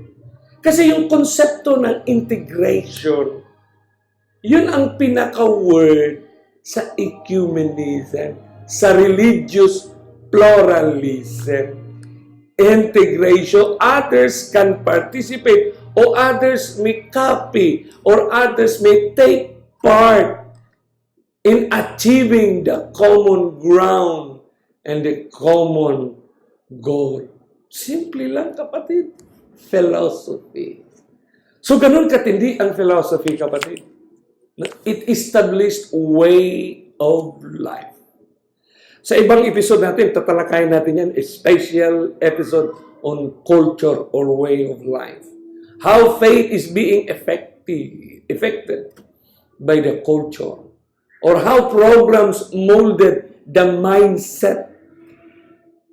How culture has to be developed. It took years. So dapat ma-open tayo ngayon, kapatid. Huwag nating sarhan ang ating mga pag-iisip sa paglago ng isang katotohanan, sa paghawak ng sinasabi ng Panginoon. Halimbawa, sa Declaration of Religious Freedom. Di ba? Freedom of religion, freedom of religion. Darating ang araw, kukunin sa atin ang Bible at i-force sa atin ang mga turo. Pero sila sa kapatid, ang kanila, Declaration on Religious Freedom. So paano natin i-handle ito? Kasi by the time we talk about freedom of religion, tapos sa pabasa, pipilitin tayo. Pag walang pagpipilit na ginagawa, ang iniisip natin matagal pa darating ang Panginoon, kapatid. Take note, this has been the mindset of the Adventists for the past several decades. Saan doon mo mahagilap yung deception? Yung forcible acceptance of their teachings. Saan mo makikita doon, kapatid? Kaya dito yung Declaration on Religious Freedom, December 7, 1965, na finalize ito, Dignitatis Humanae. It said that religious liberty is a right found in the dignity of each person and that no one should be forced to act in a way contrary to his or on her own belief. Ito ang kanilang teachings. Huwag naman natin sabihin, walang salita nila, pero iba lang. That's conspiracy. We need to identify the art of deception, the art of war, the mode, the approach of deception, my beloved friends. Religious liberty, your right ends when my right begins. Let us respect. Kaya sa ating generation, kapatid, kita mo, whenever, kung kahit saan sila pupunta, ma-China man, ma-Muslim countries, kahit saan pupunta, ang mga papa, the Pope, pumunta sila sa Cuba, a communist country. Sinabi ni Pope, in Cuba, in March of 2012, published news, religious freedom creates conditions conducive to peace and harmonious development. Kapatid, grabe na ito. Creates conditions conducive to peace. So, nilirespeto nila ang karapatan natin sa pagsamba, kapatid. Kaya nga, mayroon na rin silang Sabado. According to Pope Benedict, strengthening religious freedom, consolidate social bonds, nourishes the hope of a better world. Ang ganda ng language, nourishes the hope of a better world. Creates favorable conditions for peace and harmonious development, while at the same time establishing solid foundation for securing the rights of future generations. Napakaganda nito ng mga philosophy na teachings, kapatid, kaibigan. Paano pumunta sa isip ng mga tao na sila ay beast? Paano natin ma-connect ang ganitong movement ng little horn na sila ngayon becomes the very factor of the human race? Sa matagal ng panahon, iniisip at pinopropose ng mga evangelical Protestant world yung the city of religious freedom. Tagal na yan, kapatid. Kaya sa ating generation, meron tayong mga the city of flowers, the city of smile, the city. So, a global movement of humanity ay dumadaloy tayo sa isang magandang noble na mga morally upright na mga programs and activities. Pero nagulat na lang tayo sa isang umaga, April 24, 2012, published ni Pastor John Grass, will Rome be the new world capital for religious freedom? Rome recently launched an observatory on religious freedom, an initiative aimed at making Rome the reference point for the defense of the freedom in the world. Grabe! Sila na ngayon ang city. Sila ngayon ang maging nation, the reference point for the defense of religious freedom. Sino ang tumulong sa atin para tanggalin ang nakatag sa atin the previous decade na tayo ay kulto? Sila ang tumulong, kapatid. Huwag naman natin bigyan ng conspiracy theory na dahil sa Trinity, sila ay pareha sa atin, hawa tayo sa kanino. In other episode, we will discuss about that, my beloved friends. It took several years, 1963, 64, 65, 3 years of the council. According to these publications, sa isang encyclopedia, other events, on October 4, 1965, Pope Paul made a historic journey to speak before the United Nations in New York City. The Pope made a trip in the name of the entire council. The entire council comprises Roman Catholics and Protestant evangelicals for the cause of peace in the world. What an amazing fulfillment of what Daniel have written 2,500 years ago. The emerging teachings, the emerging philosophy, the culture of peace. He pleaded for the support of all nations in promoting peace and outlawing war. Ganda nito, kapatid, dapat nating isipin ito. Dapat natin tangkilikin ang mga nakakabuting mga gawa. Kaya si John the Revelator, and I admired after the woman, after the peace. World hopes new Pope will continue to work for peace. Grabe, kapatid. Benedict eyes Christian unity, global peace, justice, freedom. But in 2010, may isang principle na sinagsasabi. When there is peace, when there is unity, there is peace. When there is peace, there is prosperity. In unity, there is peace. In peace, there is prosperity. In unity, there is security. In security, there is prosperity. Ang tawag ng lengguwaheng ito is authentic human development. Sa 1965 na mga presentations, policies, yan ang naging hawak. Siya ang pinaka-ground ng tinatawag na authentic human development. Sa makatuwid, mga kapatid, paano mo sabihin na ang kanilang program and principles ay hindi sa Panginoon? When you talk about peace, kapatid. So pagtitingnan natin ang pangkalahatan in the past years of this planet Earth, sa mga conventions na ginawa sa buong mundo, alam mo, kapatid, the global consensus, we have common realizations. That the realization that we have global realities. These global realities has common problems. And these common problems have been given a global perspective. And this perspective, to solve the problems, we have common solutions. And these common solutions can only be achieved by participating global initiatives. Initiatives through programs and projects.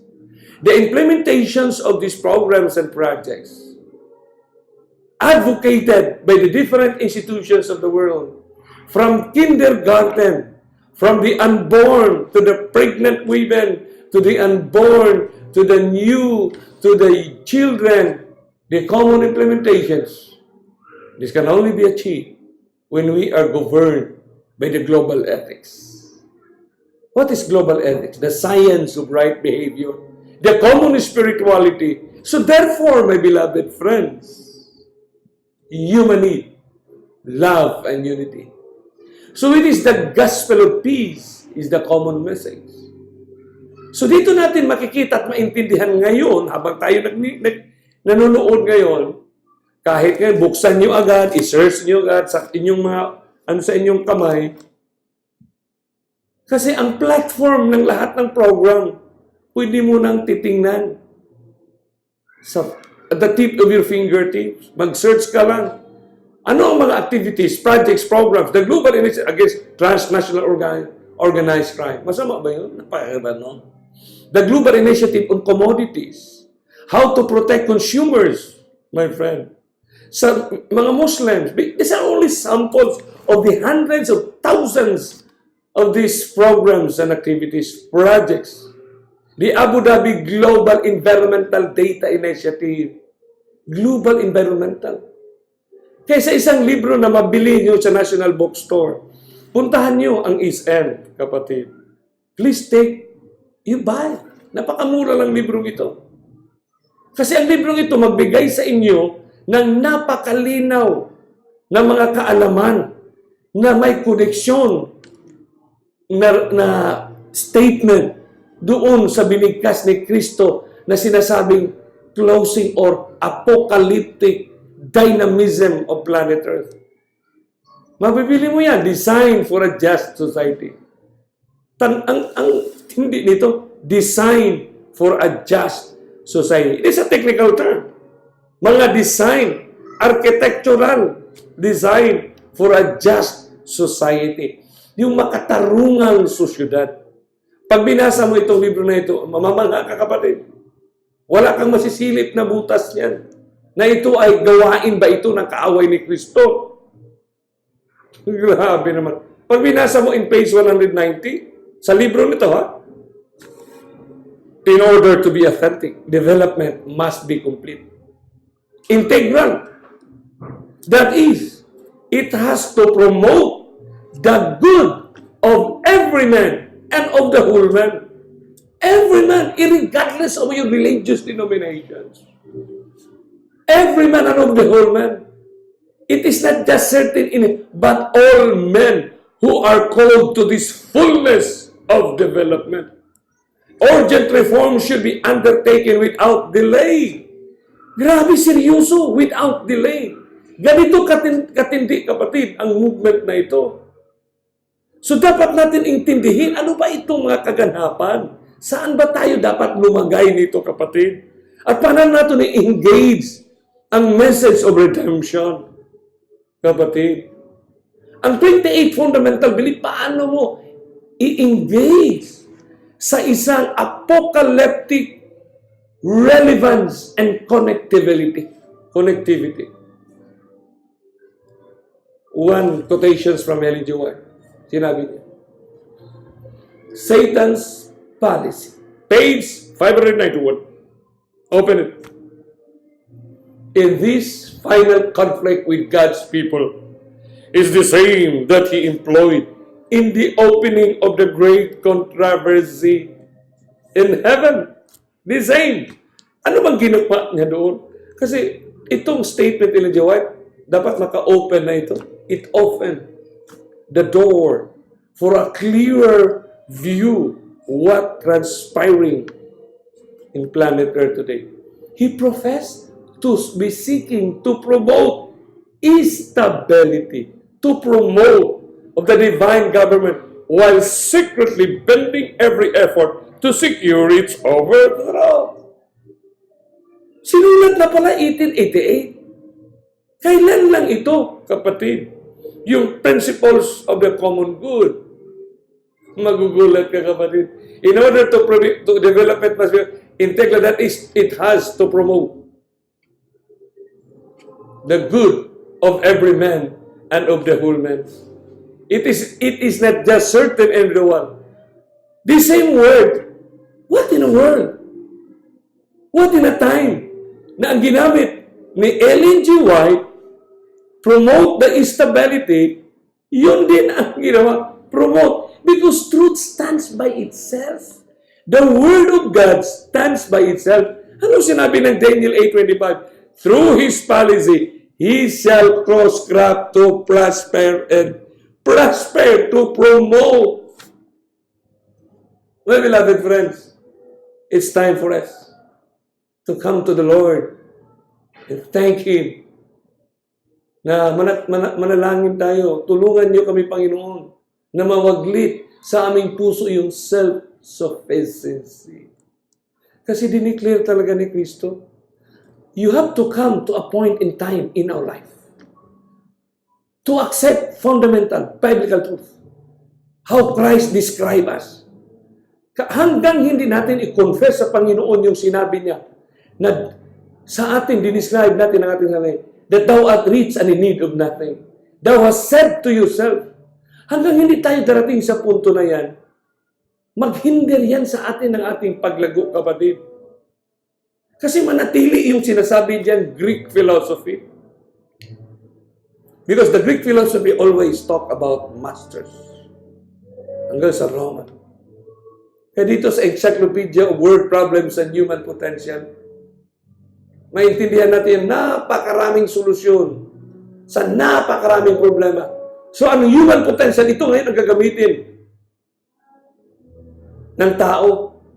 In fairness naman sa tao, because you take Christ out from man, man has the ability to think by his own. What is best for them? Di ba? Sa history ng Biblia, palaging nakikita, mayroon silang sarili, man. Halimbawa, si Cain, yung una, mayroon siyang sarili na maganda din, iniisip niya. Halos sa lahat, kapatid, mayroon makasarili na just a slight, kunti lang. So dito natin makikita at maintindihan na post-millennialist theology, love, cooperation, unity, peace, and prosperity, Christian unity. Sa Christian unity, ito ang nangyari ng new spirituality. Kaya ang new spirituality na yan, sa pagkakaisa ng mga Kristiyano, sa mga Buddhist, Muslim, the unity of all faith, ay naging, pinanghawakan. Kung nangyari yan sa isang tao na may pananampalataya, ang tao na yan na may political connections, political identity, sa kanyang kinabuhayan, yan ang ginatawag na global philosophy, na ang globalization naka-achieve ng new humanity. Now, while this ongoing to the peak and to the point of accomplishing, to complete, kaya ang mga bukang bibigay nila, kailangan kumplituhin na. Abutin na ito, kasi may nakahadlang pa.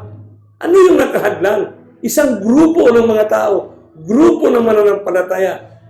It's the advocacy of premillennialists na darating na ang Panginoon. The last perilous time shall come. History is very clear how the Bible is telling us. Through His policy, He shall cause craft to prosper. You will go to science. Because science cause an effect. The logical philosophy, the ethical. So makikita natin dito sa previous episode natin, politically right, economically right. Bakit? Kasi crafted yan. Sa isang human philosophy. Sa isang blueprint na after Ellen G. White wrote the great controversy on 1888, 3 years out, 89, 1991, exactly 3 years after Ellen G. White wrote the book Great Controversy, may isang tao na sumulat na encyclical. Ang pamagat ng kanyang isinulat ay Rerum Novarum. Si Pope Leo XIII, in 1891, na naging foundational document ng social philosophy ng buong mundo ngayon. Ang Rerum Novarum, ang ibig sabihin, that's a Latin words in new, of new things. For the common good, ang tawag niyan, kapatid, of the new, sa mabago, renovarum, kapatid. Kaya ang tinatawag na for the common good, the new, for the common good, dito natin makikita yung literal significance ng program at kung paano sinabi ng Panginoon. Sa ating generations, inilunsad ang Millennium Development Goal. Ang Millennium, or MDG, kapatid, is a timely program. Kasi ang Second Vatican Council, pag binasa mo mga encyclopedia dyan, started in 1962 to 65, they officially launched na ang target niyan is 40 years since 2004. 40 years! Exactly the same with biblical principles. 40 years in the wilderness.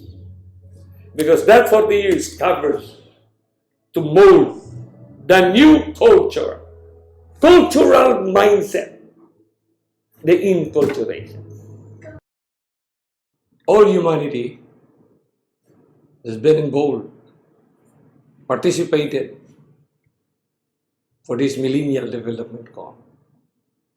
Kaya ang dapat itanong, nasa Bible ba ang MDG? Millennial Development Goal.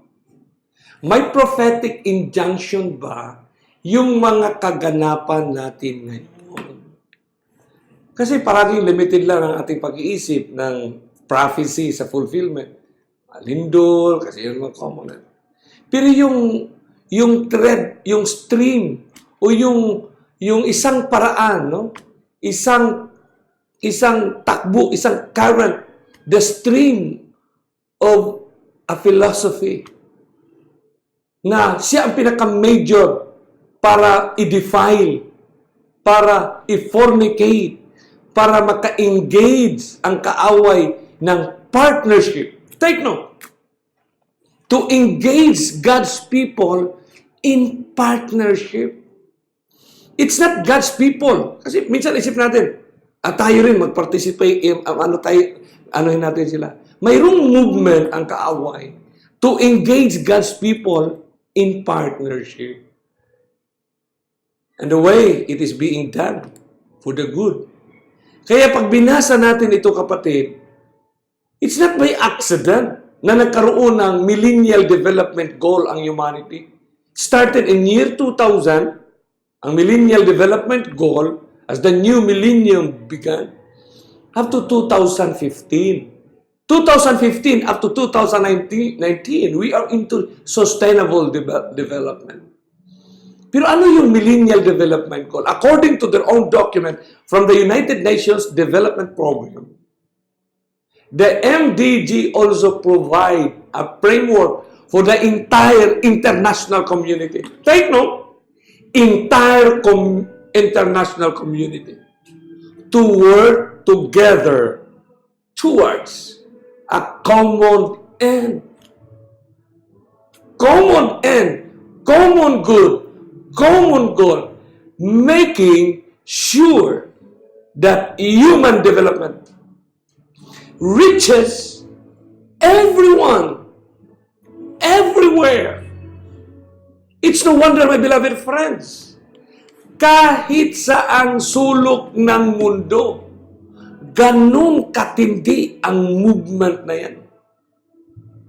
That's why waters in the river, kahit gaano pang obstruction yan, it finds way to go down to its objective, to its goal, to its point of destinations, reaches everyone, everywhere, sa lahat ng tao. If these goals are achieved, world poverty will be cut by half. So dito natin makikita, kapatid, yung sila mismo sa kanilang bibig.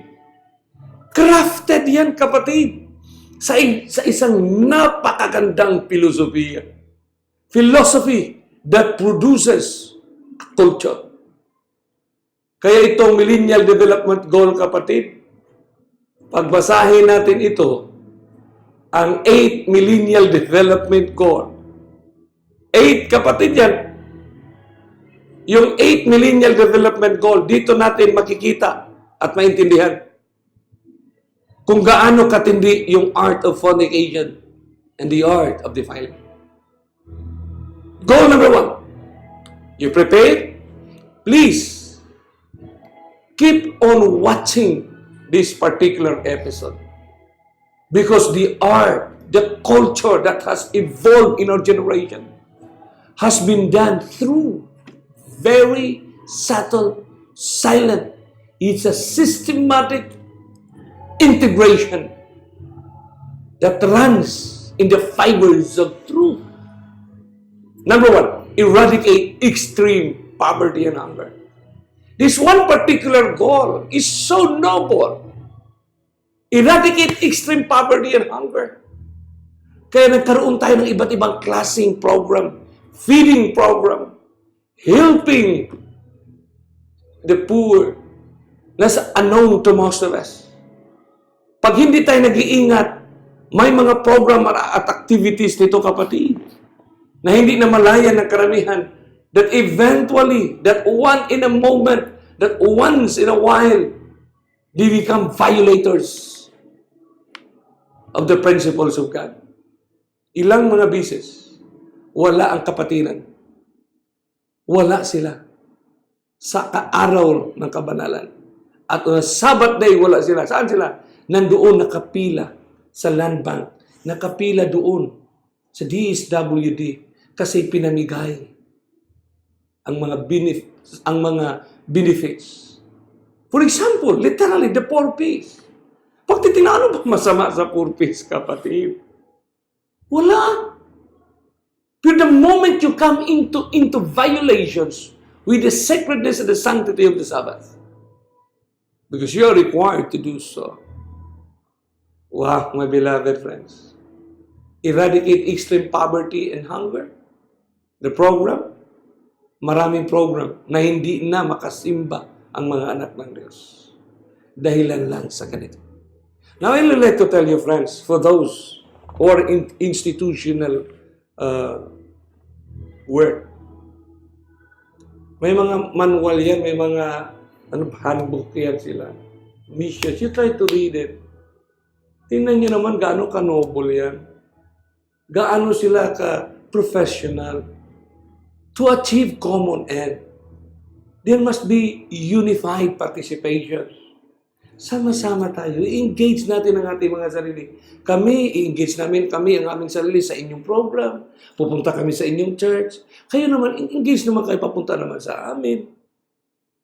So maglinis tayo sa ating bakuran, maglinis tayo sa ating mga kalsada, sa komunidad. Tulong-tulong tayo maglinis ng ganito. Huwag kayong mag-absent.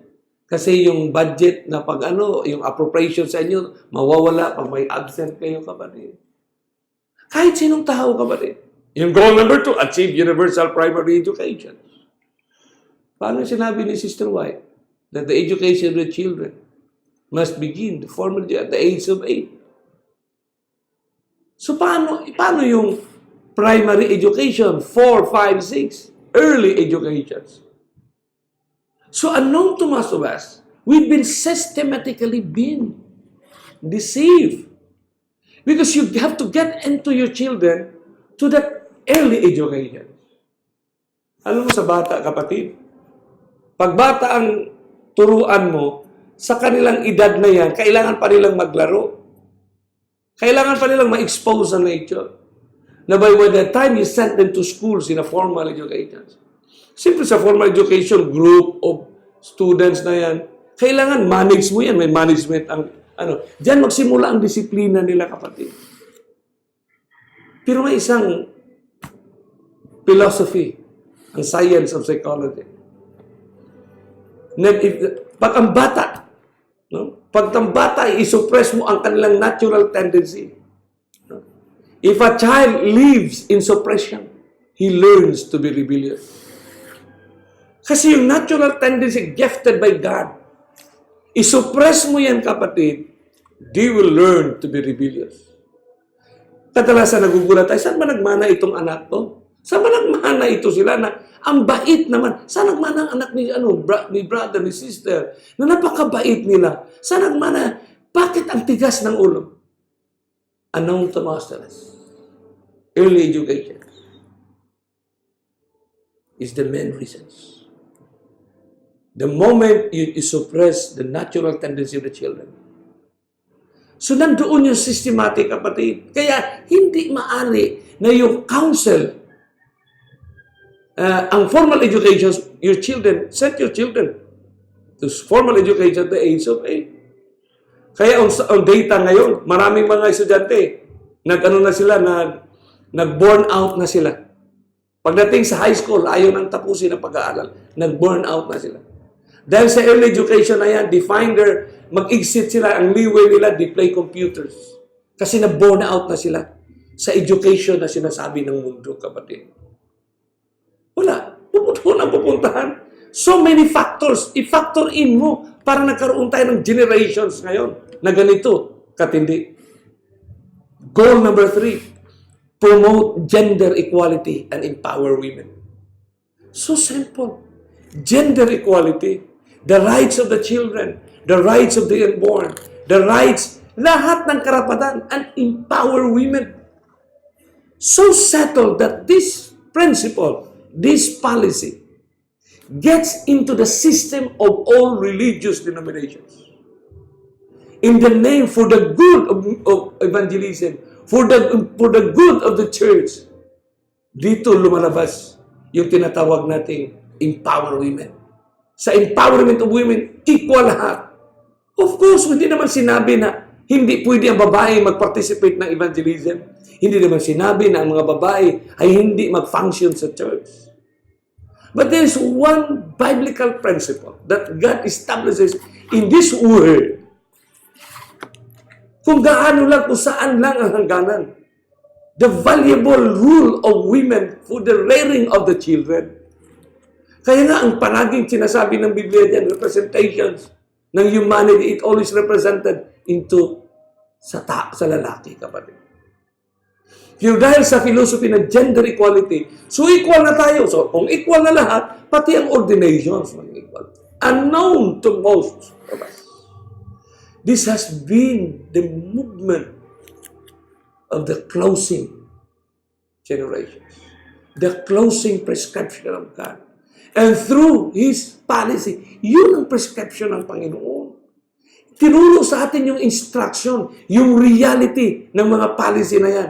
Pag hindi mo maintindihan yan, kapatid, mawawala ka, kapatid, sa takbo. At maaano tayo, you become powerless to stand amidst this magnitude of the current movement of our time. Number 4, 5, and 6, reduce child mortality, improve material health, combat HIV. Ito ang sa 8, may tatlo dyan tungkol sa health. Kapatid. Ang health issues na yan, ay yun ang dahilan, kapatid, na dito ipinasok para matugunan ang pangangailangan ng post-modern generations, the Z generations, the millennials. Dahil sa inequality of resources, itinuro ngayon paano ma-achieve yung medical services, health services ng humanity. Kaya dito in-integrate yung tinatawag the alternative art of healing. The Eastern traditional art of healing must be integrated into the Western conventional art of healing. Kaya dito ninyo makikita, kapatid, na sa ating generations, nagbago ang landscape ng health practices ng mundo.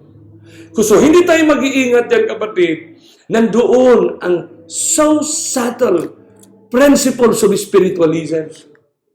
Kasi sa healing, ito rin ang pinaka-craft ni Satanas. Healing din. Kasi pwede siyang magpagaling. Makapagpagaling siya, kapatid. Kasi siya ang nagbigay, siya na magpapagaling. Healing is the most pivotal art of the enemy of Christ. Number 7, ensure environmental sustainability. So, a common ground, bakit environment? Dito na itatag yung save Mother Earth. Because we are all human beings in a family of God, our Creator. Therefore, let us come together to sustain life by participating and joining hands, joint effort, joint pastoral activity, joint churches for saving Mother Earth. And tapat ko, linis ko. Tapat mo, linis mo. Napakarami in other episodes that we are going to research. We will give you the details of it. But for the moment, my beloved friends, kaya pinamagatan natin ito ngayon na episode. One last final chance. Our one last final chance is to hold on to Christ's closing prescription because that is the only healing instruction for us, the last generations, irregardless of our educational achievements. Number 8, develop a global partnership for development. Napakatindi nito, kapatid, na filosofiya. Kaya minsan dapat tanungin natin, bakit ganito na nag-behave ang mundo? Globalized world. One humanity. One goal. One program. Napakalinaw, kapatid. Sa isang panahon ng ating story of redemption, na yan ay pangwakas na kaganapan. Kasi pangmundong kaganapan. So itong global partnership for development, what does it mean? So yung global partnership, pag binasa mo ang detalye na yan, sa program na yan, global partnership, the private-public partnership program. So we are being built on the principle of P. Project, program, partnership. It's a global partnership for development. Kaya huwag kayong magtaka, kapatid. Walang bansa sa mundo ngayon na gumagalaw at kumikilos na hindi nakalinya sa tinatawag na develop a global partnership for development. What is this partnership? The partnership of public-private partnership. Now, religion or church has been considered as a private institution. The government is one institution, the governing institutions. But we have these private institutions. Kaya nga private yan kasi we express our own faith, our individual faith. Private yan, kapatid. Walang bansa, kapatid. Bibigyan ko kayo ng example. Just, halos lahat yan, kapatid, public-private partnership centers dito sa Pilipinas. Halos, walang programa nga, kapatid, na ilunsad ng gobyerno na hindi nakalinya sa 8 Millennial Development Goal. Walang program, budget. Lahat ng budget sa Commission on Audit, kailangan nakalinya yan sa program, sa philosophy, sa doktrina ng tinatawag nating Global Development Goal. Sa Australia, pupuntahan mo ang gobyerno ng Australia, yung partnership nila, tingnan nyo, kapatid, yung partnership nila. Okay? Australian government. 4 P's din. Public, private, partnership. P, P, P. Sa atin dito sa Pilipinas, isa lang yan sa marami. Tinatawag natin pangtawid, pangpamilya, pangkabuhayan. 4 P's. Sa isa lang yan, kasi napakarami yan. Kasi partnership niya yan Sa Australia yan. National Public Private Partnership Policy and Guidelines. Exactly, Second Vatican Council. Public-Private Partnership for Infrastructure in China. PPP. Ito, gobyerno ng China yan sa kanilang mga website. Nandiyan din, kapatid, ang PPP. May nag-iisip tayo kasi na hintayin ko magkaroon na ng sandilo kasi magkaroon muna ng Union of Church and State na ang gobyerno mag-implement ng religious ordinances. Kapatid, matagal na ang Union of Church and State. The union must be based in principles. Any institutions, science will tell us the science of partnership, kapatid. Science of union. Puntan mo ang Canada, PPP Canada. Isipin nyo, sa isang libro na sinulat ng United Nations, The Millennial Development Goals, in light of Catholic social teachings. Ano ang papel? Bakit in-embrace ng humanity ang Roman Catholic Church? Kapatid, kaya nga sila naging benefactor of the human race. According to this book, first, it demonstrates the reason why studying the MDGs in light of Catholic social doctrine allows the policymaker to test how well current international development schemes fulfill their fundamental goal of improving human dignity. Grabe. Second, it briefly summarizes the history of international development. In light of Catholic social teachings, ano pala ang social teachings ng Roman Catholic? For the common good, rerum novarum. In the new, sa bagong pamaraan. So Daniel 8:25, a policy, spirit of prophecy, great controversy, creed, set of principles. Kailan ang fulfillment, kapatid? Kaya prinamis ng Panginoon sa iyo at sa akin, knowledge shall increase. Let us always come to the foot of the cross. Tanggalin natin, kapatid. Kung ano man ang antas ng posisyon na ating kinabilangan ngayon, it will not help. What will help us is the Word of God that stands by itself. Truth is self-evident, my friend. You have to bow your head and pray for the Lord. Fulfillment, our generations. The Second Vatican Council. The Millennial Development Goal. The implementing arm. Kaya sinabi talaga ng libro ng Testimonies to Ministers, page 112, 113. The light that Daniel received from God was given specially for these last days. The vision he saw by the banks of Olay and Hiddekel, the great river Shinar. The light, yun ang liwanag, kapatid, para magpakita sa atin kung paano natin titingnan itong liwanag na sinasabi ng tao ngayon. Sinasabi ng mundo. Kasi yung liwanag na binigay kay Daniel, galing directly from God, will give us an instruction to identify what is truth and error. What are the programs that we should be careful? What are the activities that we should shun and focus the proclamation? Great rivers of Shinar. Ganun ka-importante itong river, kapatid.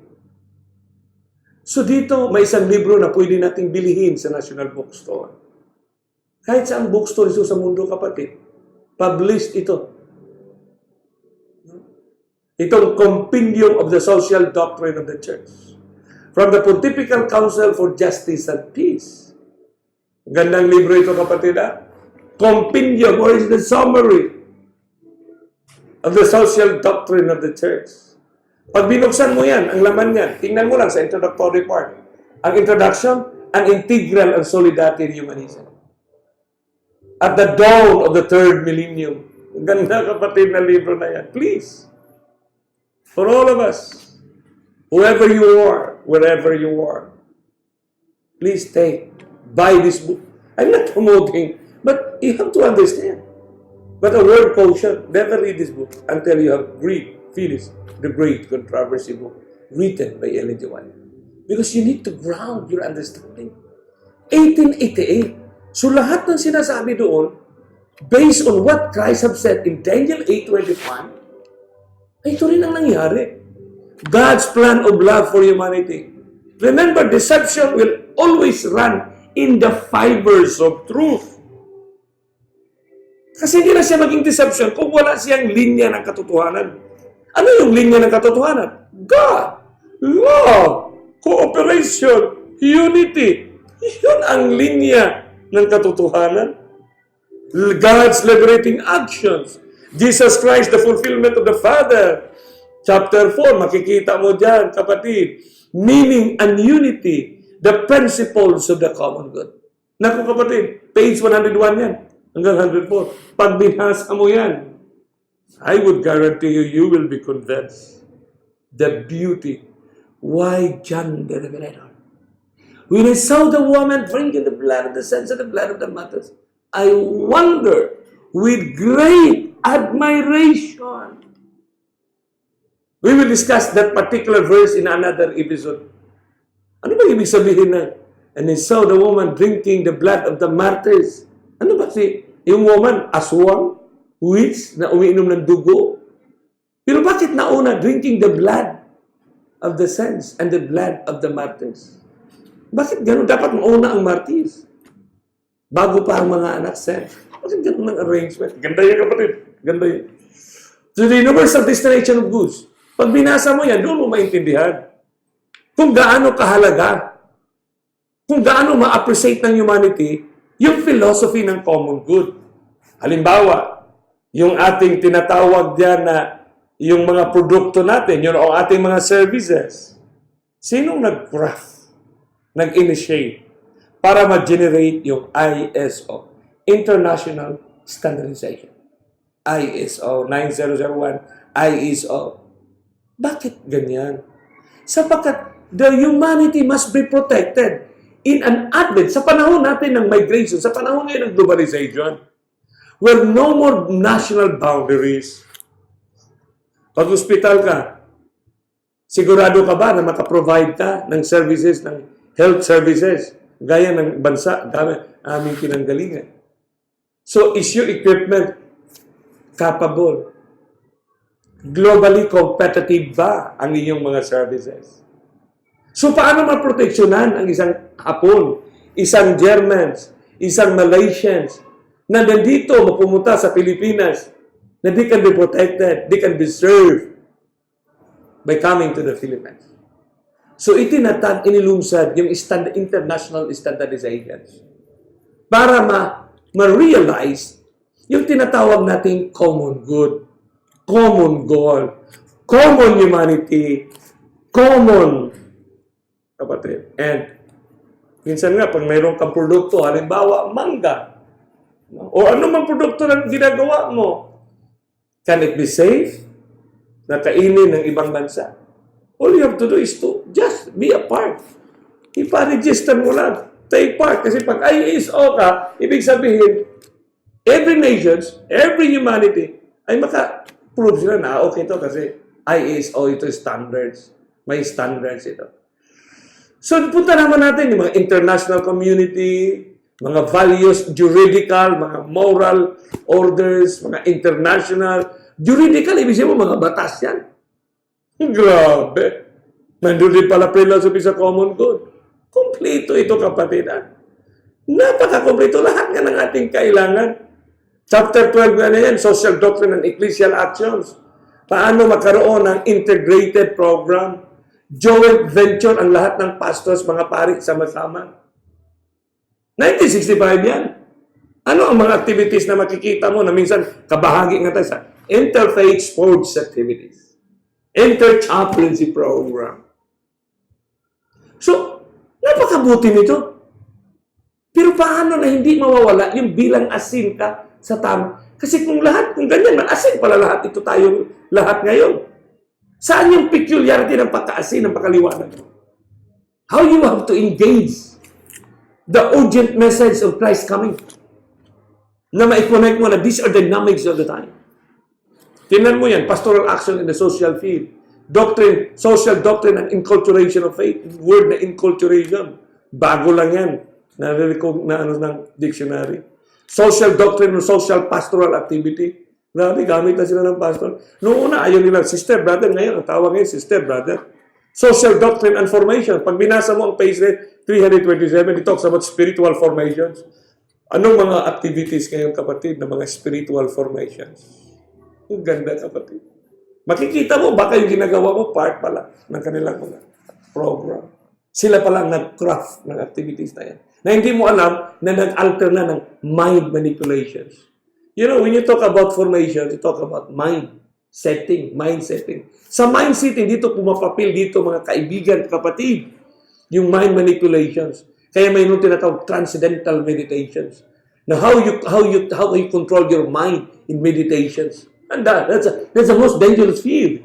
That's the most dangerous field. We have other episodes to discuss that one. You don't need You don't need, yung tinatawag natin, ano bang libro? Kunin mo lahat ng libro, basahin mo. Tingnan mo ang nangyari sa mundo. Basahin mo ang Biblia, parehas lang. Dito natin makikita at matutunghayan sa dalawa nating mga mata yung mga galaw at kilos ng social doctrine na yan for the common good. Social philosophy. Kaya huwag kayong magtaka, kapatid. The whole books of Ellen G. White, nang i-describe niya ang man. Man is defined by physical, mental, spiritual. Wala siyang social aspects in the definition of man. Pero ang mundo, kapatid, kailangan may social. Kang Ellen G. White, kasi if you are good physically, mentally, spiritually, ang byproduct mo yan is social. Social. Pero dito reverse, kapatid. Ang social movement, ang social na aspeto ay makaproduce siya ng physical, mental, spiritual. Reverse, kapatid. Kailangan mauna ang social. Kaya dito sa kanilang libro, Pastoral Action in the Social Field, the social doctrine, the commitment of the lay faithful, spirituality of the lay faithful, acting with prudence, social doctrine and lay associations, pastoral activity. Kaya nga, kapatid, ang pamagat ng ang Second Vatican Council in its newest form sa presentations ng documents, pinamagatan na nila yan ngayon na the social doctrine, compendium of the social doctrine of the church. Because the word church now means all Christian denominations, all faith persuasions, including Muslims and Buddhists. Because their book, Social Doctrine, talks about all humanity. It talks about lahat ng tao sa mundo. Yan ang ibig sabihin, kapatid. Kaya minsan iisipin natin, the past 50 years of this planet Earth, ano ba ang kultura na na-produce natin? At saan hinango ito, kapatid? Kaya ang conclusion nila, kapatid, sa libro na yan, kasi that is basically based on the Second Vatican documents. Kasi ito na ang finale ng kanilang evaluative presentations. Tingnan mo nga sa kanilang conclusion, for a civilization of love. On page 339, yung sinasabi nilang social doctrine and lay associations, service in the various sectors of social life. Kaya meron silang service to the human person. Paano tulungan ang bawat tao? Service in culture. Service to human person. Free education. Talawag na. Libre lahat, kapatid, in culture. Sa culture, nandoon yung servisyo nila tungkol sa pag-develop ng mga interactive na mga activities sa mundo. Miss Universe, Miss International, mga global concern. Kasi sa kultura na yan, makikita mo nga sa lahat ng mga international event, may theme. May mga tema sila, kapatid. Tingnan mo sa mga Miss Universe yan, may mga question and answers. Ano ang mga issues na tinatalakay dyan?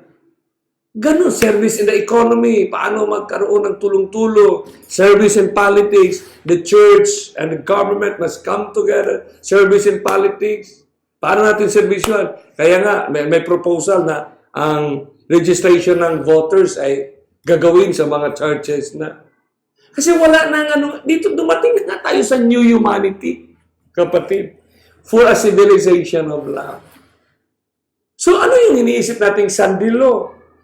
Ang Sandilo, kapatid, sa 2011, ng North Dakota Catholic, Sandilo benefits all people. Ang galing. Pero ang sabi nila, sa North Dakota, has responded to criticisms of the law restricting Sunday hours for business. Kasi ang kanya, to regulate benefits of the whole society. Ano ang mga benefits na makukuha mo pag magsara tayo ng Sunday? The purpose of North Dakota Sunday closing law is not to impose times of worship. According to them, according to this news, published August 22, 2011. Nor it is a demand adherence to religious doctrine. The purpose of the law is to preserve the common good. 1891 pa ito, kapatid. By ensuring that society is not overtaken by work and profit. To protect and preserve common good. Yun ang purpose ng closing law, kapatid. Rather than restricting individual freedom, the conference director said, closing laws liberate and free people from the antisocial degeneration of human work. Napakaganda nito, kapatid. Napakaganda. I-liberate para matulungan ang degeneration na hindi mapigilan yung anti-social degeneration of human work. He noted that economic freedom can only grow in healthy societies, healthy lifestyles, not those which put profits above the values of family and community. So Dodson quoted the compendium of the social doctrine of the church, which describes public authorities. Duty. Sige mo na, kita mo na. Social doctrine ng church, pero describes public authorities' duty. Ano yung duty ng publiko, ng gobyerno? To ensure that for reason of economic proclivity, citizens are not denied time for rest and divine worship. Sana yung sinasabing pipilitin ng mga Sabadista para magsimba ng araw ng linggo. Sunday closing laws are not about honoring the Sabbath day. According to Dodson, they are about honoring people and families. May libro na pwede niyong bilhin nito, Earth Community or Earth Ethics. Matagal ko nang binili ito, kapatid. Pero pag binasa mo ang libro na yan, published in 2000, I forgot, but it was possibly 2006 or 2007. According to this book, Darkness Saving the Day, Sabbath Time. According to this book, we live in the most anti-Sabbath society in the history of the world. Bakit anti-Sabbath society? Isipin mo, dokumento nila ito. They talk about Sabbath. They are promoting Sabbath today, my friend.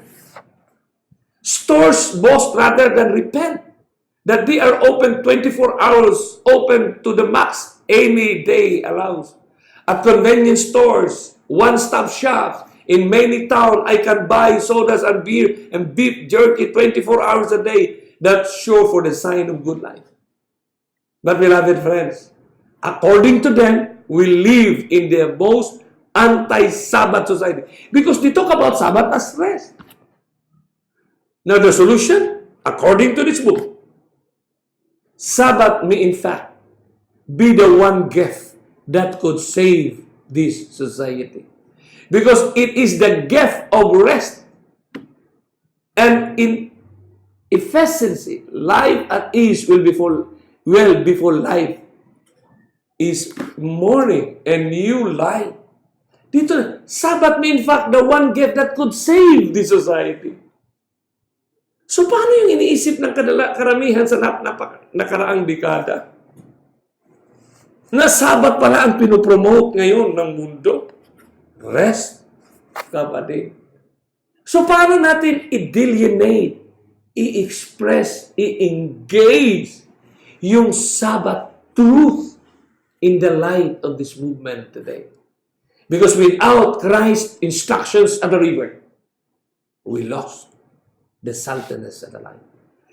Kaya minsan nga, magugulat ka na lang na yung mga Hudiyo nag-promote ng program yung National Day of Unflagging. Kasi the truth stands by itself na pag hindi tayo mag-stop, no?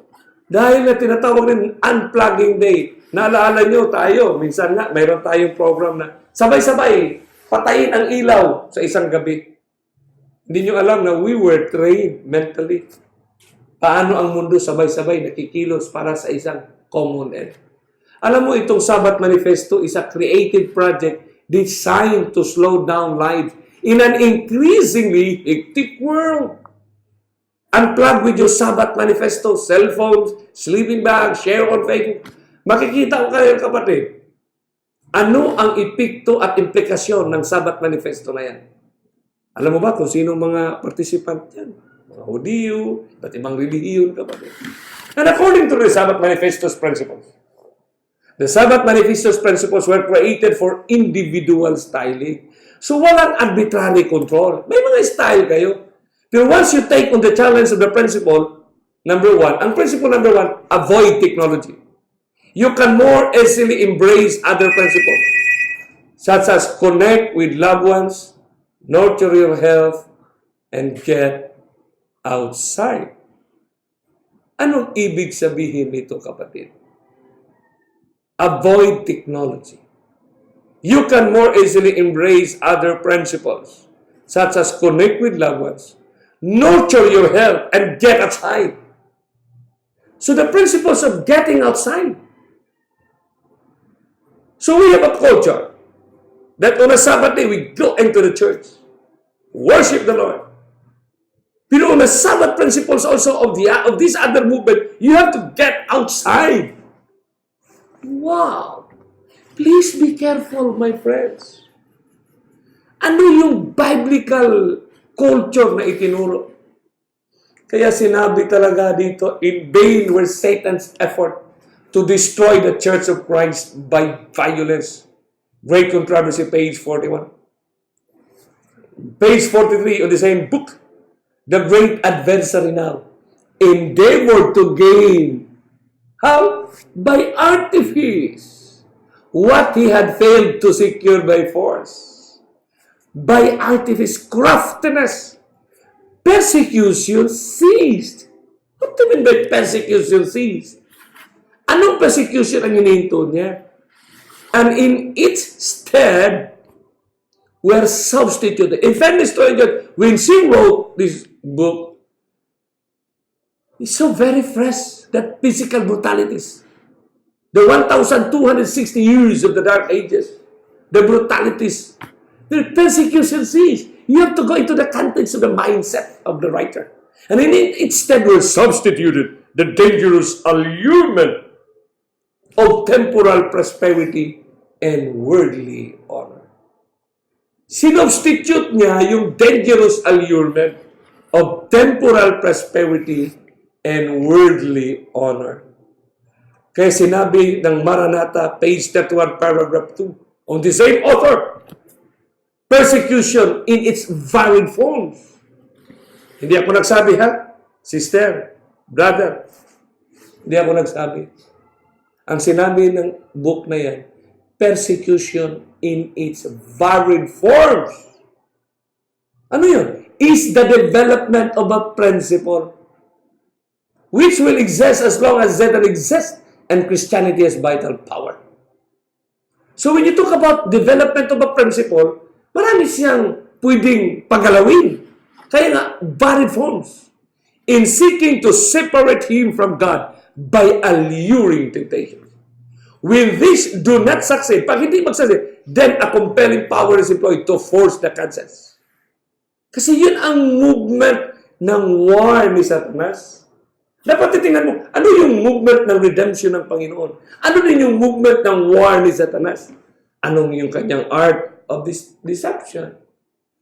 Kaya sa ating generation, dapat nating titingnan yung mga tulong, halimbawa, mga foundation sa buong mundo ngayon, empowering the world's poorest by providing them loans, Kiva micro loans that change lives. Napakaganda nitong mga tulong, kapatid. Tulong talaga sa atin yan, kapatid. Pero magugulat ka bakit sinabi ni Kristo kay John sa island of Patmos na ang makapasok lang sa kanyang kaharian, those that will get into His kingdom, these are they which were not defiled with women. For they are virgins, these are they which follow the Lamb wheresoever He goeth. Ano yung women? By the way, my friend, bakit plural form ang ginamit dito sa Revelation 14? Defiled with women. So, tayo ma-defiled with women. Ano ibig sabihin ng women? Kasi movement na ito ng ecumenical church. Pag sinabing ecumenical church, all religious persuasions coming together. So, my beloved friends around the world, it's a women's attack. You know how Adam was simply being deceived. Now, women's attack to defile every true Adventist.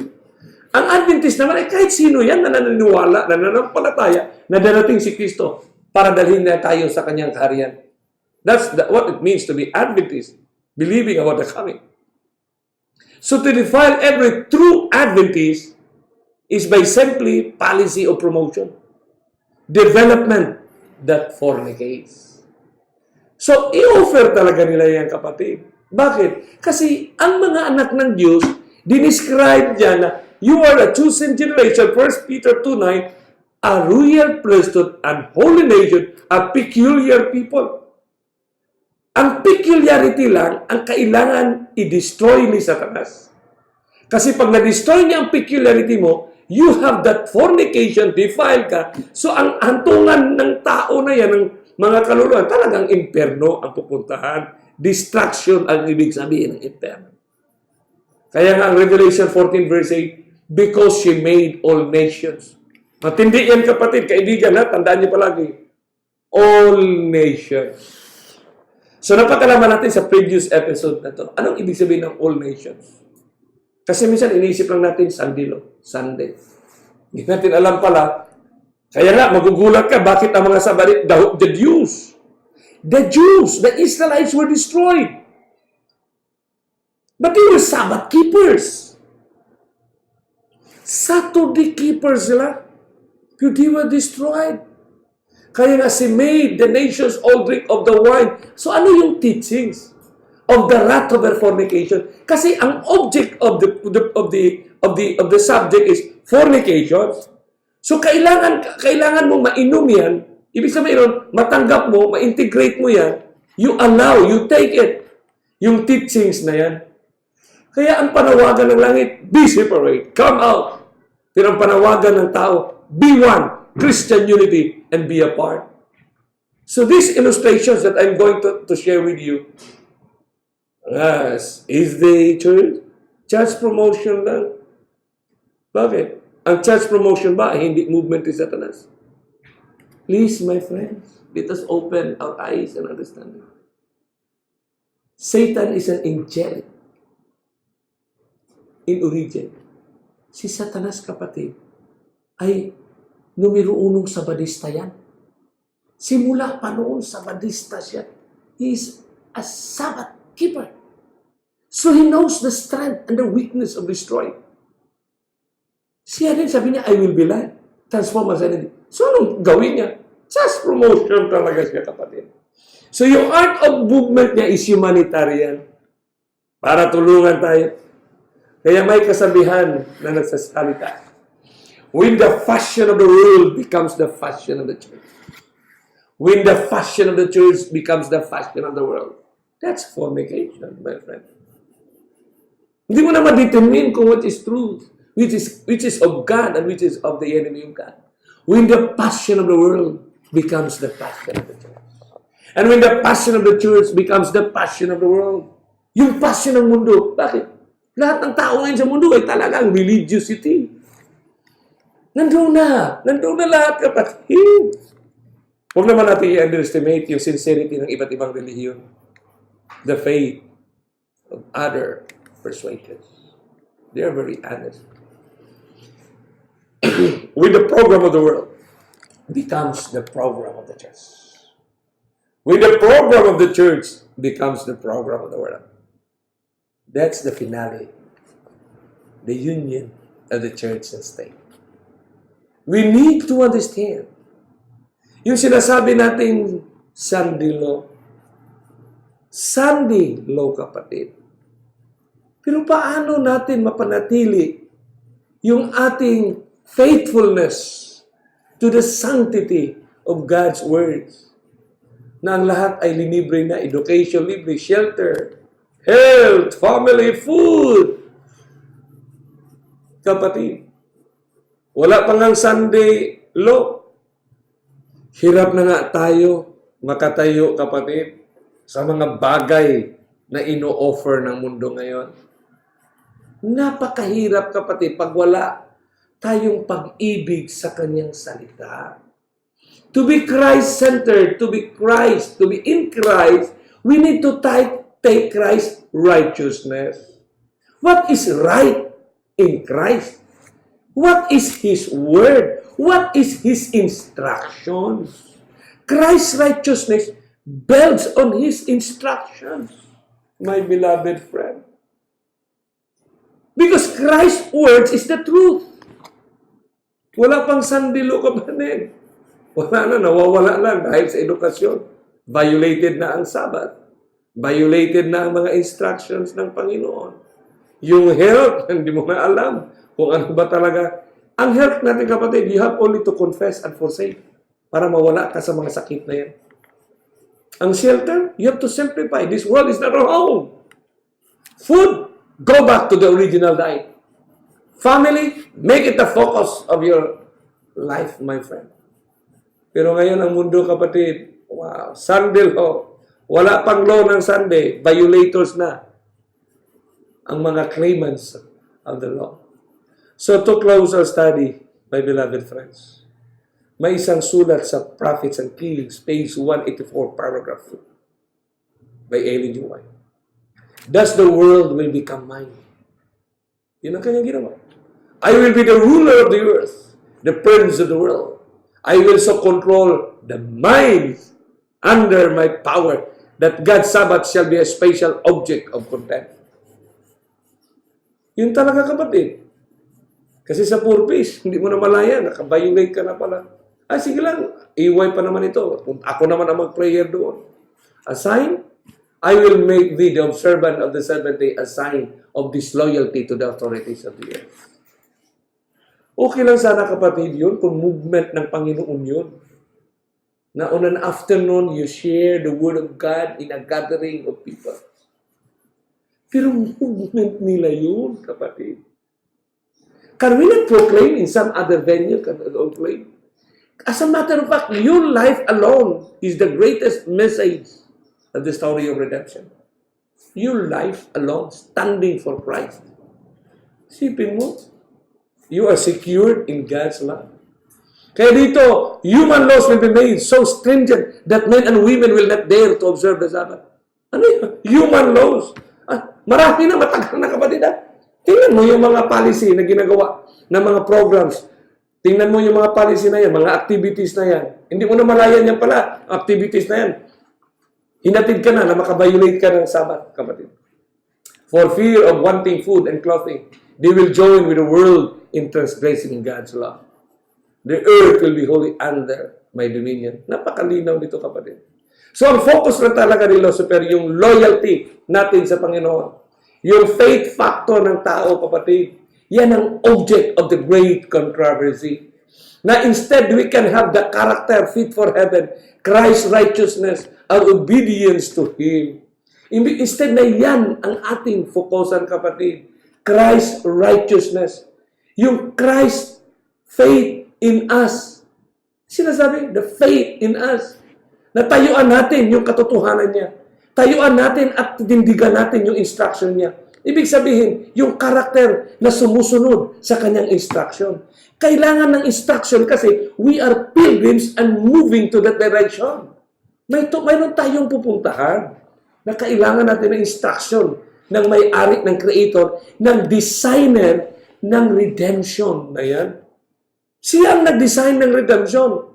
So siya ang guide natin, kapatid, na sa redemption na yan, dapat tayong nakatayo dyan, nakalakad ayon sa kanyang instruction. Kasi sinabi ni Christ sa Matthew 6:24, no man can serve two masters. For either he will hate the one and love the other, or else he will hold to the one and despise the other. You cannot serve God and a man. This verse is exactly the principles that we need to hold on right now. Because the enemy is going to integrate us, to fornicate us, to defile us, so we could not be a witness of the instruction that He is coming, that even at the door, my beloved friends. Therefore I say unto you, Matthew 6:25, take no thought for your life. Isipin natin yung para kay Kristo na gumagawa para sa ating kaya. What you shall eat or what you shall drink, nor yet for your body, but you shall put on. What you shall put on. Minsan, isipin mo ang verse na yan, exactly the opposite of what we are in our heart and mind. Gumagawa tayo kung ano itong kakainin, kung ano ang ating mga damit, kung ano ang ating bahay. Is not the life more than meat and the body than raiment. Kaya talaga, si sulat ni Ellen G. White sa Great Controversy, 1888 pa. Page 588, paragraph 2. Satan himself is converted after the modern order of things. Si Satanas mismo na-converted siya sa kanyang mga ginagawa. Grabe! Convertido siya kasi very effective, very scientific. Pero tutuusin naman natin kapatid, sinabi ni Kristo, binulag lang niya tayo. Kasi it is written, nasulat na ang galaw ni Satanas. Nasulat na ang galaw ng mundo, kapatid. It is written, this is the Word, the Lamb, and the Lamb. Kaya sinabi ng libro, He will appear in the character of an angel of light. Through the agency of spiritualism. So yung agency of spiritualism talks about spirit, talks about religiosity, spiritual formation, spiritual maturity. Kaya dito, gumagalaw ang kanyang miracles will be wrong. Kasi metaphysical ang tawag niya. Metaphysical. The sick will be healed. And many undeniable wonders will be performed. Wonders! Grabe! 2,000 years hindi nangyari, pero ngayon nangyari na. And as the spirits will profess faith in the Bible, ito ang matindi, kapatid, ha? Faith, they will believe in the Bible. And manifest respect for the institutions of the church. Ibig sabihin, church-related, irrespeto. Saan yung isip natin? Lalabas ang Church of Satan, lalabas ito, tapos the 666. Manifest respect for the institutions of the church. Saan yung sinasabi ng karamihan sa napakalipas na panahon? Isahin na lang ang religion. Ellen G. White is very clear on the statement. Hindi totoo yan. Conspiracy theory yan. Eh minsan, maraming nagdi-discuss ng end time, Jesuits, Illuminati. That's not the message of the Bible, my friend. That's not how the way. That's not how the approach. Let the Bible speaks by itself, my beloved friends. Let us grow in grace, in the knowledge of the Lord. Yung knowledge ng Panginoon, na sinasabi niya na ito ang mangyari. Kapatid. Pero titingnan mo ang ginawa ng kaaway niya. Angel of light siya.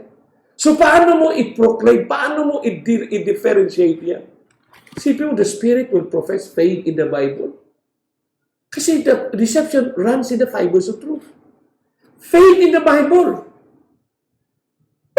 Yun ang ending na.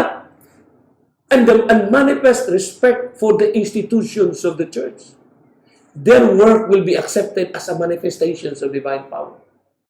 So in this last page of the story of redemption, the final issue of deception are the activities and programs of peace initiative, conversion, or human development. My beloved friends, let us be honest with ourselves. Without God's Word, the program of Millennial Development Goal is the science of human undertakings. So noble. So logical, my friend. If not of the story, if not of the blueprint, if not of the plan of redemption in the Bible, I could be one of those. Because the best program, scientifically, is what the world, what humanity is doing right now. But here is the story, there is the blueprint, my friend. Exemplifying that the ending of the story of redemption are programs, projects, of peace initiative, because this is the ending, dynamism of planet Earth. Remember Maranatha 30, paragraph 4. Many of the prophecies are about to be fulfilled in quick succession. Every element of power is about to be set to work. Past history will be repeated. What does it mean past history will be repeated?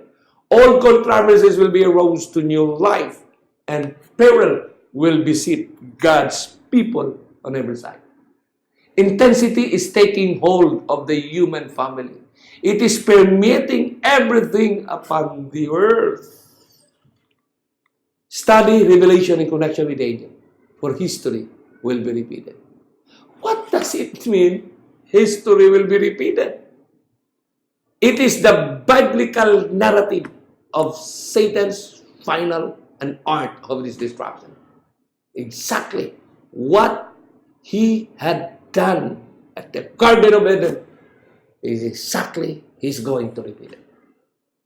My friends, one book written by Malachi Martin that becomes popular in the 1990s, 1991, when it was published, my friend, the first year alone of its publications spread like a wildfire.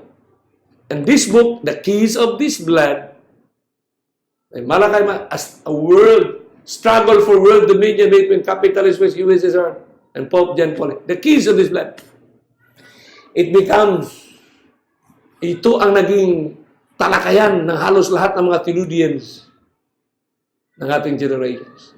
But 1 year of its publication, binura ito kapatid. Tinanggal ito sa lahat ng National Bookstore. But we secured one according to this book, page 15. The competition is all out because now that it has started, it referring to the Second Vatican, there is no way it can be reversed or called off. No holds are barred. Because once the competition has been decided, the world and all that's in it, our way of life, that's culture, as individuals and as citizens of the nations, our families, our jobs, our trade and commerce, money, our educational systems, exactly, and our religions and our cultures, even the badges of our nation's identity, which most of us have always taken for granted, all will have been powerfully and radically altered forever. No one can be exempted from its effects. No sector of our lives will remain untouched. My beloved friends around the world, we've been radically disconnected to the blueprint of Christ's story of redemption. We need to be radically reconnected to His Word, my beloved friends. The word compromise is equated as Babylon. Babylon is equated as compromise. This is the generic meaning of the word Babylon. In my life, the book written by the same author, Christ did not for an instant seek to purchase peace by a betrayal of sacred trust. Peace could not be made by a compromise of principle, my beloved friends. That's why in 1st and 2nd Thessalonians, when men shall be shouting for peace, peace, sudden destruction come. My Life 77, paragraph 3, it would be surrendering the peace of Christ in order to make peace or fraternize with the world. You are a peculiar, you're distinct. I have called you out and this very special time for my coming, closing movement. You have a special work to do. Just simply proclaim, be a witness of my coming. Do not overrun the program of God. Minsan, iniisip natin, para kapatid, the sacrifice is too costly to be made by the children to make peace with the world by giving up the principles of truth. Many times, we justify our compromises by telling that I have to reach them. Then let the followers of Christ settle it in their minds that they will never compromise truth, never yield one iota of principle for the favor of the world. Let them hold on to the peace of Christ. What a prophetic injunction for each of us. Not an iota of principle. Jesus prayed that His followers might be one. But we are not to sacrifice the truth in order to secure this union. For we are to be sanctified through the truth. Here is the foundation of all true peace. Human wisdom would change all this. So it is a contrast between human wisdom and the divine wisdom. Pronouncing this basis too narrow. Men would try to effect unity through concession to popular opinion, to compromise with the world, a sacrifice of vital godliness. But, here is the statement. Truth is God's basis for the unity of His people. The world, binaliktad lang ito kapatid. Ang dulo, unity, linagay sa una. Unity is the basis of truth. Simple lang. Sa Panginoon, truth is the basis of unity. Ang mundo, binaliktad, unity is the basis of truth. So crucial, my beloved friends. So to close, I just give you one example.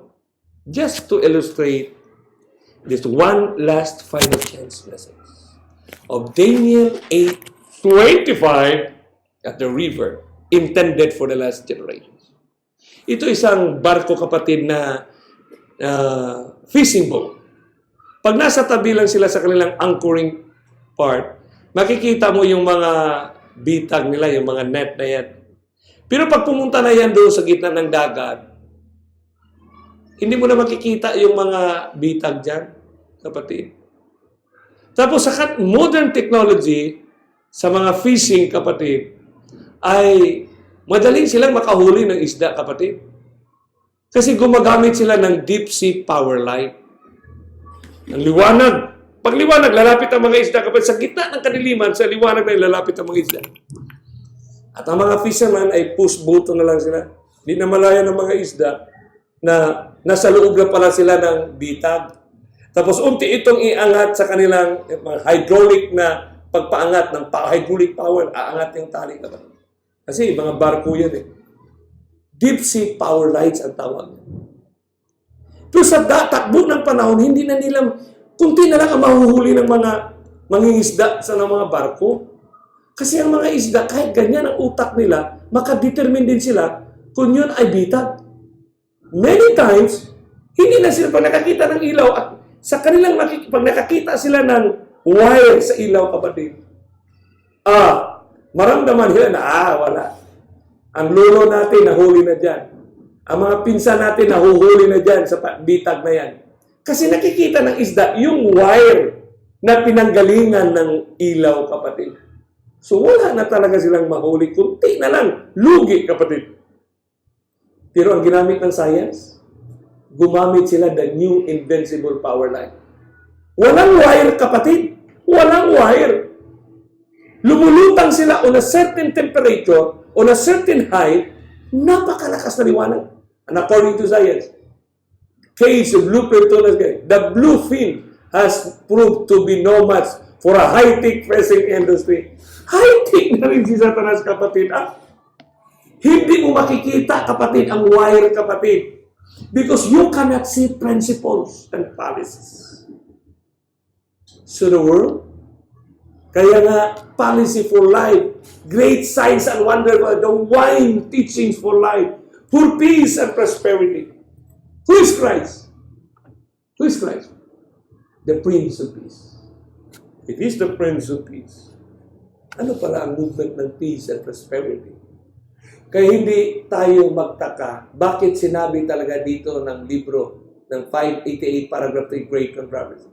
Papist, Protestant, worldly, will alike accept the form of godliness, for they will see in this union a grand movement for the conversion of the world and the ushering in of the long-expected millennium. The movement of peace and prosperity for this millennial goal, my friend, is exactly what the Bible is telling us. Christ's closing prescription at the river Olai, at the river Ezekiel, all humanity is embracing now because He is the benefactor of the human race. The program of new millennium, new humanity, because of the rerum novarum, exactly opposing what Christ has been giving us, the instructions, the river, the mount, and the island. 2 Peter 1:12, wherefore I will not be neglected to put you always in remembrance of these things. Kasi isinulat, though you know them, but be established in the way. He is telling us, He is inspiring us to be established in the present truth because His truth stands by itself. Christ's words will stand by itself. We need to put Christ first in everything. In all our decisions, let Christ's truth be the standing point of our decision making. Because He's been telling us of this planet. The next episode that we are going to share with you is the topic of the GPS, the Global Positioning Statement. Please like, subscribe, And share this to your family and friends for one last chance. Napanghawakan natin si Kristo lang. Kahit anuman ang ating reliyon na sinasariban, na that we belong, ang importante sa atin, hawak natin ang kanyang huling prescription. Christ's closing instruction. So my beloved friends around the world, just like and share to your friends. Subscribe to the Radical Reconnection because we need to be radically reconnected to the Word of God, the Bible. God bless us today.